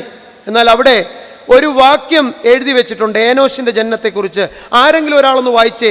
4-ാം അധ്യായത്തിന്റെ 26-ാം വാക്യം. യഥാർത്ഥത്തിൽ ആദമിന്റെ ഹൃദയത്തിൽ ദൈവത്തിന്റെ സ്വരൂപവും സാദൃശ്യവും തിരിച്ചു വന്നോ എന്ന് നിങ്ങൾക്ക് ബോധ്യമാകണമെങ്കിൽ നിങ്ങൾക്ക് ഞാനൊരു തെളിവ് തരണം. അതിനൊരു വാക്യം പുറകിൽ പോയി വായിക്കണം. ചാപ്റ്റർ 4 വേഴ്സ് 26 ഒന്ന് വായിച്ചേ. ശേത്തിനും ഒരു മകൻ ജനിച്ചു, അവന് ഏനോശ്. ശേത്തെന്ന് പറഞ്ഞാൽ സമർപ്പണം, ഏനോശ് എന്ന് പറഞ്ഞാൽ മരിക്കാനുള്ളവൻ. ഇവൻ മരിച്ചു പോകുക, എന്നേക്ക് നിലനിൽക്കുന്നവനല്ല, അല്പകാലത്തേക്കുള്ള മർത്യൻ. ഏനോശ് എന്ന് പേരിട്ടു. എന്നിട്ട് ആ കാലത്ത് യഹോവയുടെ നാമത്തിൽ ഒരു കുഞ്ഞ് ജനിക്കുമ്പോഴേ ഇവൻ മരിച്ചു പോകേണ്ടതവനാണെന്നോർത്താൽ അതിനപ്പുറമുള്ള ലോകത്തിലെ ദൈവത്തെ ആരാധിച്ചു തുടങ്ങും. മരണത്തിനപ്പുറമുള്ള ദൈവത്തെ ആരാധിക്കണമെങ്കിൽ സമർപ്പണവും വേണം. ഇതെല്ലാം അല്പകാലത്തേക്കുള്ളതാണെന്നുള്ള ബോധ്യവും വേണം. സമർപ്പണം മാത്രം കൊണ്ട് കാര്യമില്ല, ഇതെല്ലാം അല്പകാലത്തേക്കുള്ളതാണ്. നിങ്ങൾ നോക്കിയേ, ദൈവത്തിൻ്റെ നാമത്തിലുള്ള ആരാധന. ആദമിൻ്റെ വീട്ടിൽ കായീൻ ജനിച്ചപ്പോൾ ആരാധനയില്ല, ഹാബേൽ ജനിച്ചപ്പോൾ ആരാധനയില്ല. ശേത്ത് ജനിച്ചപ്പോൾ സ്വരൂപവും സാദൃശ്യവും ഹൃദയത്തിലെത്തി. ശേത്തിന് മകൻ ജനിച്ചപ്പോൾ ആ ഹൃദയത്തിൽ താൻ ആരാധിച്ചിരുന്ന ദൈവത്തെ ജഡത്തിൽ ആരാധിക്കാൻ തുടങ്ങി. നീ ജഡത്തിൽ നീ അവനെ ആരാധിച്ചാൽ നിനക്ക് നഷ്ടപ്പെട്ടത് തിരികെ തരാൻ അവൻ നിന്റെ കൂടെയുണ്ട്. You were ashes. നീ വെറും ആഷായിരുന്നു, നീ വെറും വെണ്ണീറായിരുന്നു. ഞാൻ നിന്നോട് പറഞ്ഞു, നിലത്തെ പൊടിയിലേക്ക് നീ മടങ്ങിച്ചേരും. നിന്നെ മണ്ണിൽ നിന്നെടുത്തു, നീ മണ്ണിൽ തിരികെ ചേരും. എന്നാൽ നമ്മൾ അടക്കുമ്പം പറയുന്നത്, ചാരത്തിൽ നിന്ന് ചാരമായി, പൂഴിക്കിൽ പൂഴിയായി ഭൂമിക്ക് ഏൽപ്പിച്ചു കൊടുക്കുന്നു. ദൈവം അവനോട് പറഞ്ഞു, നീ ഒരു പൂഴി മാത്രമാണ്, നീ ഒരു ധൂളി മാത്രമാണ്, നീ ഒരു വെണ്ണീർ മാത്രമാണ്. അതേ കർത്താവേ, പക്ഷേ എനിക്ക് ഇനിയും ചിലത് സാധ്യമാണോ? അതെ, ഞാൻ ആദ്യം എൻ്റെ ഹൃദയത്തിൽ, എൻ്റെ പുറമേയുള്ള ശരീരത്തിൽ നിന്ന് എൻ്റെ തേജസ് പോയി. ഇനി ഞാൻ മരിച്ചേ മതിയാകൂ. പക്ഷെ നീ എന്തിനു വേണ്ടി എന്നെ സൃഷ്ടിച്ചത്? നിന്നോടുകൂടെ നടക്കാൻ. നീ എന്തിനു വേണ്ടി എന്നെ സൃഷ്ടിച്ചത്? ഈ ജഡത്തോടുകൂടെ എന്നും നിന്നോടുകൂടെ വസിക്കാൻ. പക്ഷെ പാപം ചെയ്ത എനിക്ക് അത് തിരികെ ലഭിക്കില്ല. പക്ഷേ is there any other option for me? പ്രിയപ്പെട്ടവരെ, ക്രിസ്തീയ ജീവിതത്തിൽ മാത്രമേ ഈ അന്വേഷണമുള്ളൂ. മേഘ എന്ന് പറയുന്ന മകള് ട്രെയിനിൻ്റെ മുന്നിൽ ഫോൺ ചെയ്തുകൊണ്ട് കിടക്കുമ്പോൾ, ഷൈനി എന്ന് പറയുന്ന അമ്മ 2 കുഞ്ഞുങ്ങളെ ചേർത്ത് നിർത്തി ട്രെയിനിന് മുന്നിൽ ഛിന്ന ഭിന്നമായി പോകുമ്പോൾ ഞാൻ വിളിച്ചു പറയുന്നതാണ്, in Christian life there is other options. Go and find it out. ഒരു വഴി അടഞ്ഞാൽ മറുവഴി തുറക്കുമെന്ന് പറയുന്ന ബൈബിളായത്. നിന്റെ ഒരു വഴി അടഞ്ഞാൽ മറുവഴി തുറക്കുമെന്ന് പറയുന്ന ദൈവമാ. എത്താവുന്നിടത്തോളം ഞാൻ എത്തും. എൻ്റെ ഹൃദയത്തിൽ അവനെ ധരിച്ചുകൊണ്ട് എൻ്റെ മകനെ ജനിപ്പിച്ചു. എൻ്റെ ഹൃദയത്തിൽ അവനെ ധരിച്ചുകൊണ്ട് കൊച്ചുമകനെ ജനിപ്പിച്ചു. ഞാൻ മുന്നോട്ട് പോവുകയാണ്. പ്രിയപ്പെട്ടവരെ, മക്കൾ പലരുണ്ടായി. നിങ്ങൾ നോക്ക്, ഏനോശും കേനാനും മഹലയേലും യാരദും. Come to verse 21. എത്ര ആയിരുന്നു ഈ അപ്പച്ചൻ്റെ ആയുഷ്കാലം? 930. മറന്നുപോയോ? ആദത്തിൻ്റെ ആയുഷ്കാലം 930. നിങ്ങൾ എപ്പോഴെങ്കിലും ചിന്തിച്ചിട്ടുണ്ടോ ഏത് കുഞ്ഞ് ജനിക്കുന്നത് വരെ ആദം ജീവിച്ചിരുന്നെന്ന്? ഒരു കുടുംബമാണല്ലോ. ഇവരിപ്പോൾ കുടുംബമായിട്ടാണ് പോകുന്നത്. കയീൻ പോയി, ശേത്തും ഫാമിലിയും ഒറ്റ ലൈനാണല്ലോ. 930 വർഷം ഉണ്ടായിരുന്നു. മക്കളൊക്കെ ജനിച്ച് പ്രായം ഇട്ടിട്ടുണ്ട്. എപ്പോഴെങ്കിലും കൂട്ടി നോക്കിയിട്ടുണ്ടോ? അപ്പച്ചൻ മരിക്കുമ്പോൾ ഏതു മോൻ ജനിച്ചെന്ന് ഞാൻ സമയം കളയാതെ അങ്ങ് പറയാം. അതായത് നമ്മുടെ പ്രിയപ്പെട്ട നോഹയുടെ അപ്പനായ ലാമക്കിന് വരെ പേരിട്ടത് ആദമ. ഓക്കെ, യഹൂദ പശ്ചാത്തലത്തിലൊരു പ്രത്യേകതയുണ്ട്. വല്യപ്പൻ ജീവിച്ചിരിക്കുന്നെങ്കിൽ ഏറ്റവും പ്രായമുള്ള വല്യപ്പൻ മരിക്കുന്നിടം വരെയും ആ വീട്ടിലുണ്ടാകുന്ന കൊച്ചു കുഞ്ഞിന് പേരിടുന്നത് വല്യപ്പൻ്റെ ചുമതലയാണ്. Still this moment. അങ്ങനെയാണെങ്കിൽ 930 വർഷം ആ മനുഷ്യൻ ജീവിച്ചിരുന്നു എങ്കിൽ നിങ്ങൾ മനസ്സിലാക്കുക, ഈ ലാമക്കിന് 57 വയസ്സ് ആകുന്നിടം വരെ ആദം ജീവിച്ചിരുന്നു. എനിക്ക് കഥ അതല്ല, ആ കഥയ്ക്കകത്തൊരു വലിയ പ്രത്യേകതയുണ്ട്. ഈ ആദം മക്കൾക്കിട്ട പേരിന് വളരെ പ്രത്യേകതയുണ്ട്. നിങ്ങൾ എവിടെങ്കിലും പോയി പരിശോധിച്ചു, എനിക്ക് സമയമില്ല, അത് തന്നെ പ്രസംഗിച്ചാലേ അത് പറയാൻ പറ്റൂ. ആദം മക്കൾക്കിട്ട ശേത് മുതൽ നോഹ വരെയുള്ള പേരുകൾ അത് കൃത്യമായി സജ്ജീകരിച്ചാൽ ഭൂമിയിലെ മനുഷ്യൻ്റെ കഷ്ടതയും പീഡനയും മനസ്സിലാക്കി ഉയരത്തിലെ ദൈവം ഭൂമിയിലെത്തി മനുഷ്യന് സമാധാനം നൽകുമെന്നാണ് ആ പേരുകളെല്ലാം കൂടെ ചേർത്ത് വെച്ചാൽ ഉള്ള അർത്ഥം.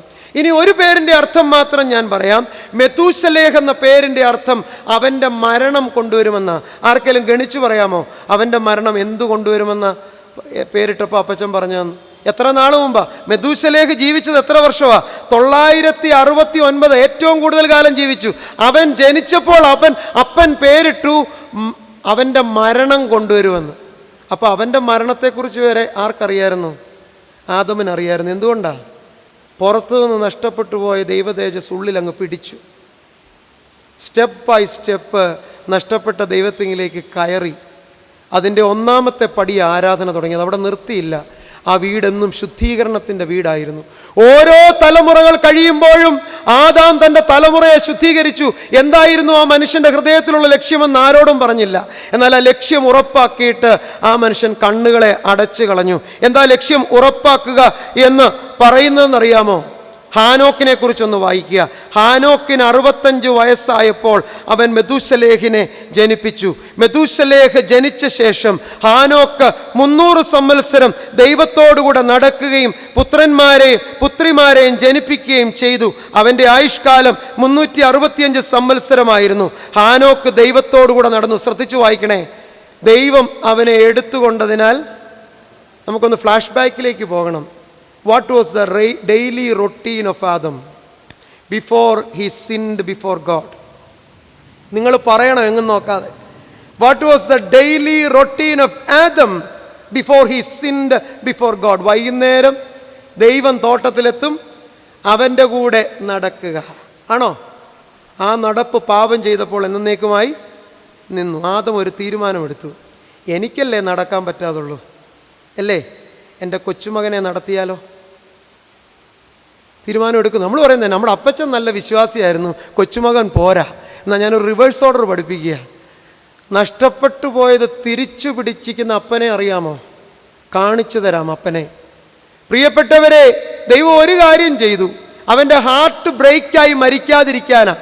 ഈ ഹാനോക്ക് മരിക്കുന്നതിന് തൊട്ട് മുമ്പ് മരിക്കുന്നത് ആദം. ആ കുടുംബത്തിൽ ആദത്തെ മരിച്ചടക്കിയതിന് ശേഷമാണ് ഹാനോക്കിനെ ദൈവം എടുത്തത്. ഇനി നിങ്ങൾ ചിന്തിച്ചു നോക്കിയേ, ഹാനോക്കിനെ ആദ്യം എടുക്കുകയും ആദം ജീവിച്ചിരിക്കുകയും ചെയ്യുകയാണെങ്കിൽ ഒരാൾ ഹൃദയം പൊട്ടി മരിക്കും. ആരായിരിക്കും?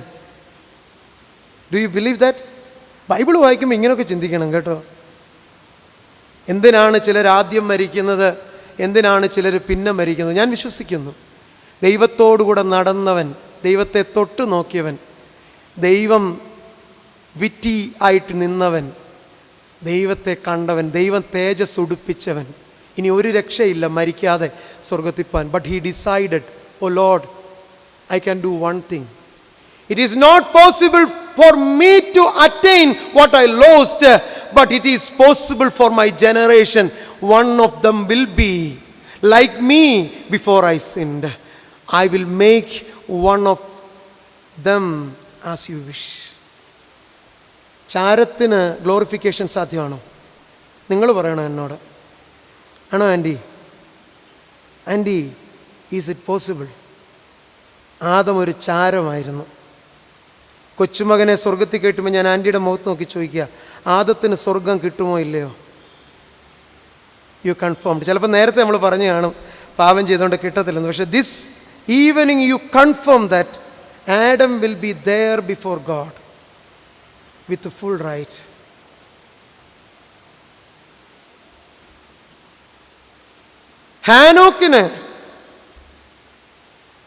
ഹാനോക്ക് മരിക്കുന്നതിന് 37 വർഷം മുമ്പ് അവസാനത്തെ മരണമായി ആദം മരിച്ചു. ലാമക്ക് ജനിച്ചു കഴിഞ്ഞ് 56 വർഷം വരെ ആദം ജീവിച്ചിരുന്നു. എന്ന് പറഞ്ഞാൽ നോഹയ്ക്ക് മാത്രമേ പിന്നത്തെ തലമുറ പേരിടേണ്ടി വന്നുള്ളൂ. പക്ഷെ നോഹയ്ക്ക് പേരിടുമ്പം കണ്ടോ, ഈ നശിച്ച ലോകത്തിൽ ദൈവം ആശ്വസിപ്പിക്കുമെന്ന് പറഞ്ഞ് നോഹ എന്ന് പേരിട്ടു. അതായത് ഒരു ജനറേഷനിൽ ഒരുത്തനെ ദൈവം കൂടെ കൊണ്ടു നടന്നങ്ങ് കൊണ്ടുപോയി. അതിൻ്റെ പിന്നെ വന്ന ഒരുത്തനെ ഈ ലോകത്തെ മുഴുവൻ വീണ്ടെടുക്കാൻ തക്കവണ്ണം സജ്ജനാക്കി. In one family one walked with God, another one saved the world. In one family. Is it a blessed family?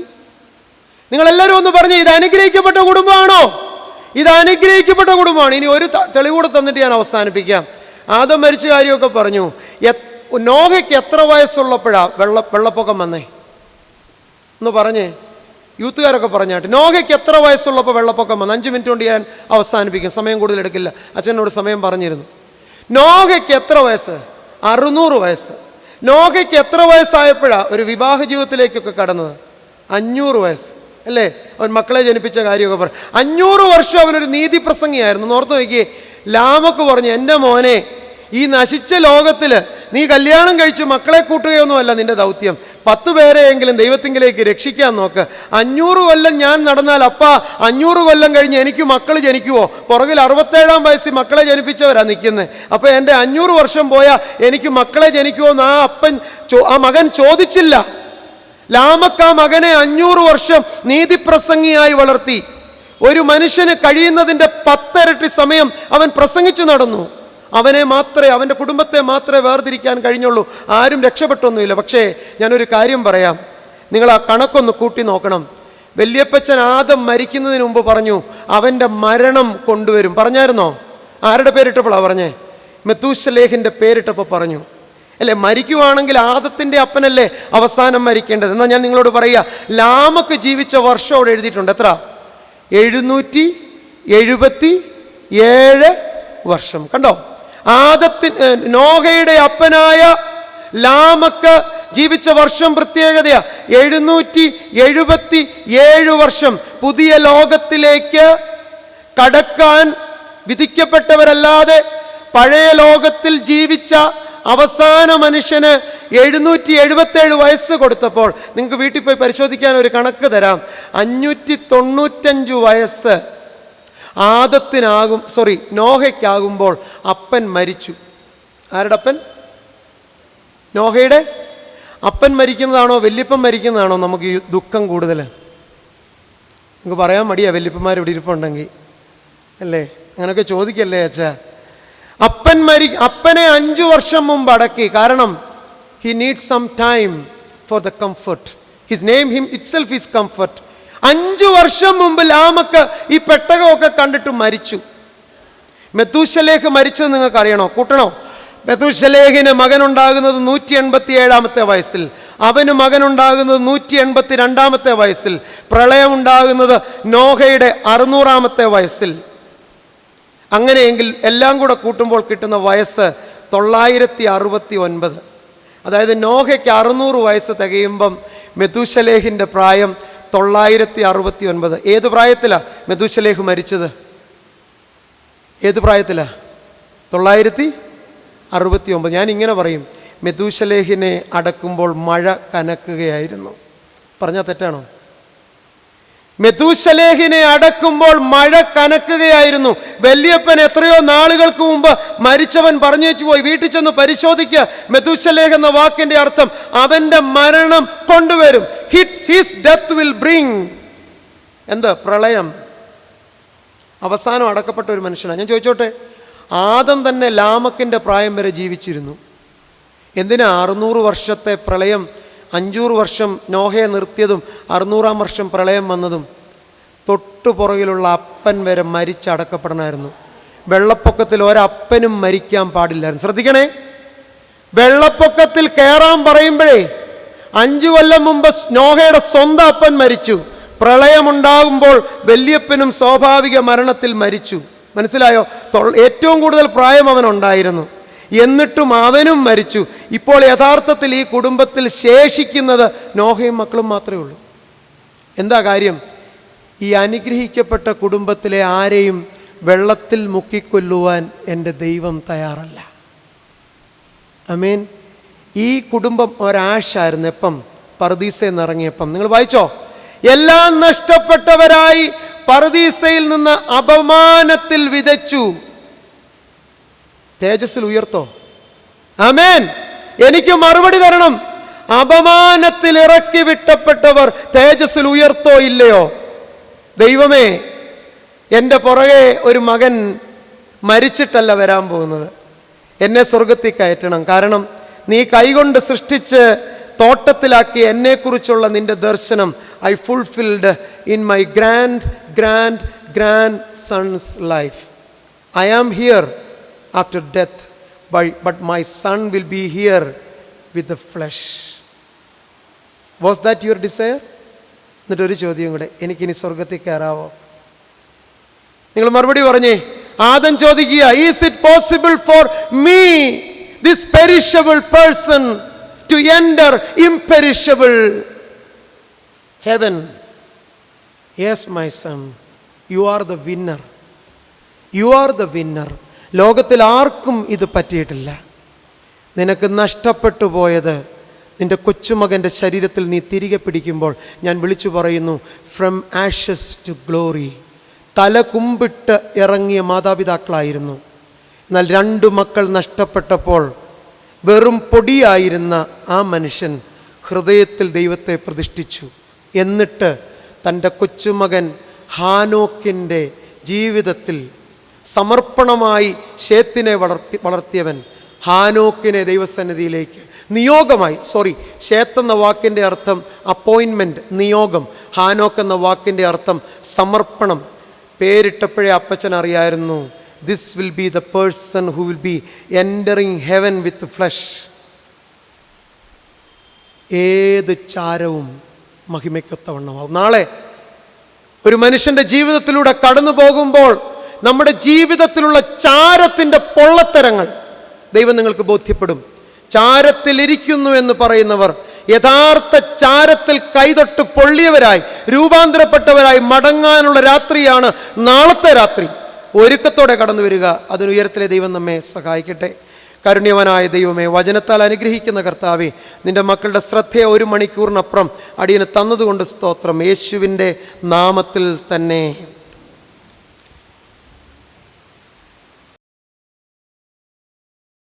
ജിജോച്ചൻ്റെ പ്രാർത്ഥനയോടും മൈക്കിളച്ചൻ്റെ ആശീർവാദത്തോടും നമുക്ക് ഈ ശുശ്രൂഷ അവസാനം പ്രാർത്ഥിക്കാം. പരിശുദ്ധനത്തിനുമാന്ന് ഞങ്ങളുടെ നല്ല ദൈവമേ, സ്വർഗീയ പിതാവേ, ഈ രാത്രിയിൽ നിൻ്റെ ആലയത്തിലേക്ക് കടന്നു വന്ന് ഞങ്ങൾക്ക് ഈ വർഷവും കർത്താവെ നിൻ്റെ തിരുവചനത്തെ പഠിക്കുവാൻ അവിടെ നൽകിയതാകുന്ന സമയത്തിനായി ഞങ്ങളങ്ങേ സ്തുതിക്കുന്നു, സ്തോത്രം ചെയ്യുന്നു. മാറ്റമില്ലാത്ത വചനം കർത്താവെ ഞങ്ങളുടെ കാതുകളിൽ വീണ്ടും മുഴങ്ങുവാൻ, അനുതാപത്തോടുകൂടി കർത്താവെ ഞങ്ങൾക്ക് മടങ്ങിപ്പോകുവാൻ, യഥാർത്ഥമായിരിക്കുന്ന ഒരു പശ്ചാത്താപബോധത്തോടുകൂടെ ഞങ്ങൾക്ക് ജീവിപ്പാൻ ദൈവം നൽകുന്നതാകുന്ന പ്രത്യാശയിൽ കർത്താവെ ആയിരിക്കാൻ അവിടുന്ന് ഞങ്ങളെ ഒരുക്കണമെന്ന് പ്രാർത്ഥിക്കുന്നു. കർത്താവെ നിൻ്റെ ദാസനിലൂടെ അവിടുന്ന് ഞങ്ങളോട് സംസാരിച്ചുവല്ലോ. തിരുവചന സത്യങ്ങളെ കർത്താവെ ഒരിക്കൽ കൂടെ ഞങ്ങൾക്ക് ഓർക്കുവാൻ, കർത്താവെ തിരുവചനത്തിൻ്റെ പശ്ചാത്തലത്തിൽ ഇരുന്നുകൊണ്ട് ഞങ്ങൾക്ക് നിന്നെ ധ്യാനിപ്പാനൊക്കെ ദൈവം അവിടുന്ന് ഞങ്ങളെ ഒരുക്കി. ഞങ്ങളെ അവിടുന്ന് ബലപ്പെടുത്തി, അവിടുന്ന് ശക്തീകരിച്ച് അവിടുന്ന് പറഞ്ഞയക്കണമേ എന്ന് പ്രാർത്ഥിക്കുന്നു. ഈ രാത്രിയിൽ ഞങ്ങളുടെ മധ്യത്തിൽ വ്യാപരിച്ചതാകുന്ന ദൈവീകൃപയ്ക്കായി ഞങ്ങളങ്ങേ സ്തുതിക്കുന്ന കർത്താവെ, നീ നൽകിയതാകുന്ന നല്ല ദാനങ്ങളിൽ നിന്ന് കർത്താവെ അവിടുത്തെ സന്നിധിയിൽ സ്തോത്രയാഗങ്ങളെ അർപ്പിപ്പാൻ സ്വർഗം അവിടുന്ന് ഞങ്ങളെ പ്രാപ്തരാക്കിയല്ലോ. അവിടുന്ന് ഞങ്ങളെ സമാധാനത്തോടുകൂടി അവിടുന്ന് ഞങ്ങളെ പറഞ്ഞയക്കണം. മാനവും മഹത്വവും അങ്ങെടുക്കണം. സകലവും യേശുവിൻ്റെ നാമത്തിൽ തന്നെ. ആമേൻ. സ്വർഗസ്ഥനായ ഞങ്ങളുടെ പിതാവേ, തിരുനാമം വിശുദ്ധീകരിക്കപ്പെടണമേ. തിരുരാജ്യം വരണമേ. തിരുവിഷ്ടം സ്വർഗത്തിലെ പോലെ ഭൂമിയിലുമാകണമേ. ഞങ്ങൾക്ക് ആവശ്യമുള്ള ആഹാരം എന്ന് തരണമേ. ഞങ്ങളുടെ കടങ്ങൾ ഞങ്ങൾ ക്ഷമിക്കുന്നത് പോലെ ഞങ്ങളുടെ കടങ്ങളും പാപങ്ങളും ഞങ്ങളോട് ക്ഷമിക്കണം. ഞങ്ങളെ പരീക്ഷയിൽ കിടത്താൻ ദോഷം വിടുവിക്കും. ദൈവം ശക്തിയും മഹത്വവും നീക്കും അങ്ങേക്കുള്ളതല്ലോ. ആമേൻ. പിതാവും പുത്രനും പരിശുദ്ധാത്മാവുമായിരിക്കുന്ന സർവശക്തനായിരിക്കുന്ന ത്രിയേക ദൈവത്തിന്റെ അനുഗ്രഹവും കാവലും വാഴ്വുകളും സഹവാസവും പ്രിയമുള്ളവരെ നാം എല്ലാവരോടും നമ്മുടെ തുടർന്നുള്ള ജീവിതത്തോടും പ്രവർത്തനങ്ങളോടും ഇന്നും എന്നേക്കും ഇരിക്കുമാറാകട്ടെ. ആമേൻ. ഒരു നിമിഷം. നാളത്തെ ശുശ്രൂഷ വൈകുന്നേരം 6:30 മണിക്ക് തന്നെ കൃത്യമായി ആരംഭിക്കുന്നതാണ്. എല്ലാവരും സമയം ക്ലിപ്തത പാലിക്കാനായിട്ട് തയ്യാറാകണമെന്ന് ഓർമ്മിപ്പിക്കുന്നു. 6:30. അതോടൊപ്പം തന്നെ ഇന്നത്തെ ഈ ശുശ്രൂഷയിൽ പങ്കെടുത്ത എല്ലാ വൈദിക ശ്രേഷ്ഠരോടുമുള്ള നന്ദിയും സ്നേഹത്തെയും ഈ സമയത്ത് അറിയിക്കുന്നു. വിവിധ സഭകളിൽ നിന്ന് ഈ ശുശ്രൂഷയിൽ പങ്കെടുത്ത അനേകരുണ്ട്. അവരോടും സ്നേഹം അറിയിക്കുകയാണ്. ദൈവം നിങ്ങളെല്ലാവരെയും അനുഗ്രഹിക്കട്ടെ. നാളെയും അല്ലെ, ഇപ്പോൾ എല്ലാം സെക്കൻഡ് പാർട്ടിൻ്റെയും തേർഡ് പാർട്ടിൻ്റെയും ഒക്കെ കാലമാണ്. അതുകൊണ്ട് നാളത്തെ ദിവസവും മറ്റന്നാളത്തെ ദിവസവും ദൈവസന്നിധിയിലേക്ക് കടന്നു വരാനായിട്ട് നിങ്ങളെല്ലാവരും ഒരുക്കത്തോടെ ആയിരിക്കണമേ എന്ന് ഒരിക്കൽ കൂടി ഓർമ്മിപ്പിക്കുന്നു. ഇന്ന് വരാൻ കഴിയാത്തവരോടും നിങ്ങൾ പറയുകയും അവരെയും നാളെ കൂട്ടിക്കൊണ്ടുവരുത്താനായിട്ട് ശ്രമിക്കണമെന്ന് ഓർമ്മിപ്പിക്കുകയും ചെയ്യുന്നു. ദൈവം നമ്മെല്ലാവരെയും അനുഗ്രഹിക്കട്ടെ. എല്ലാവർക്കും നല്ലൊരു രാത്രി ആശംസിക്കുകയും ചെയ്യുന്നു. Thank you. ഞാൻ പ്രസംഗിച്ച ഭാഗങ്ങളിൽ നിങ്ങൾക്ക് എന്തെങ്കിലും ലഭിക്കാതെ പോവുകയോ വായിച്ചിട്ട് വ്യാഖ്യാനം ലഭിക്കാതെ പോവുകയോ ഒക്കെ ചെറിയ ചോദിക്കാനുള്ള സ്വാതന്ത്ര്യമുണ്ട് കേട്ടോ. ഇതിൽ നമ്പറുണ്ട്. നാളെ വൈകുന്നേരം ഞാൻ നേരത്തെ ഇവിടെ കാണും. അതുകൊണ്ട് അത് ചോദിക്കാനുള്ള സ്വാതന്ത്ര്യം ഉണ്ടാകും. സംശയത്തോടും തെറ്റായ ധാരണയോടും കൂടെ ഒരിക്കലും വചനം വെച്ചുകൊണ്ടിരിക്കരുതെന്ന്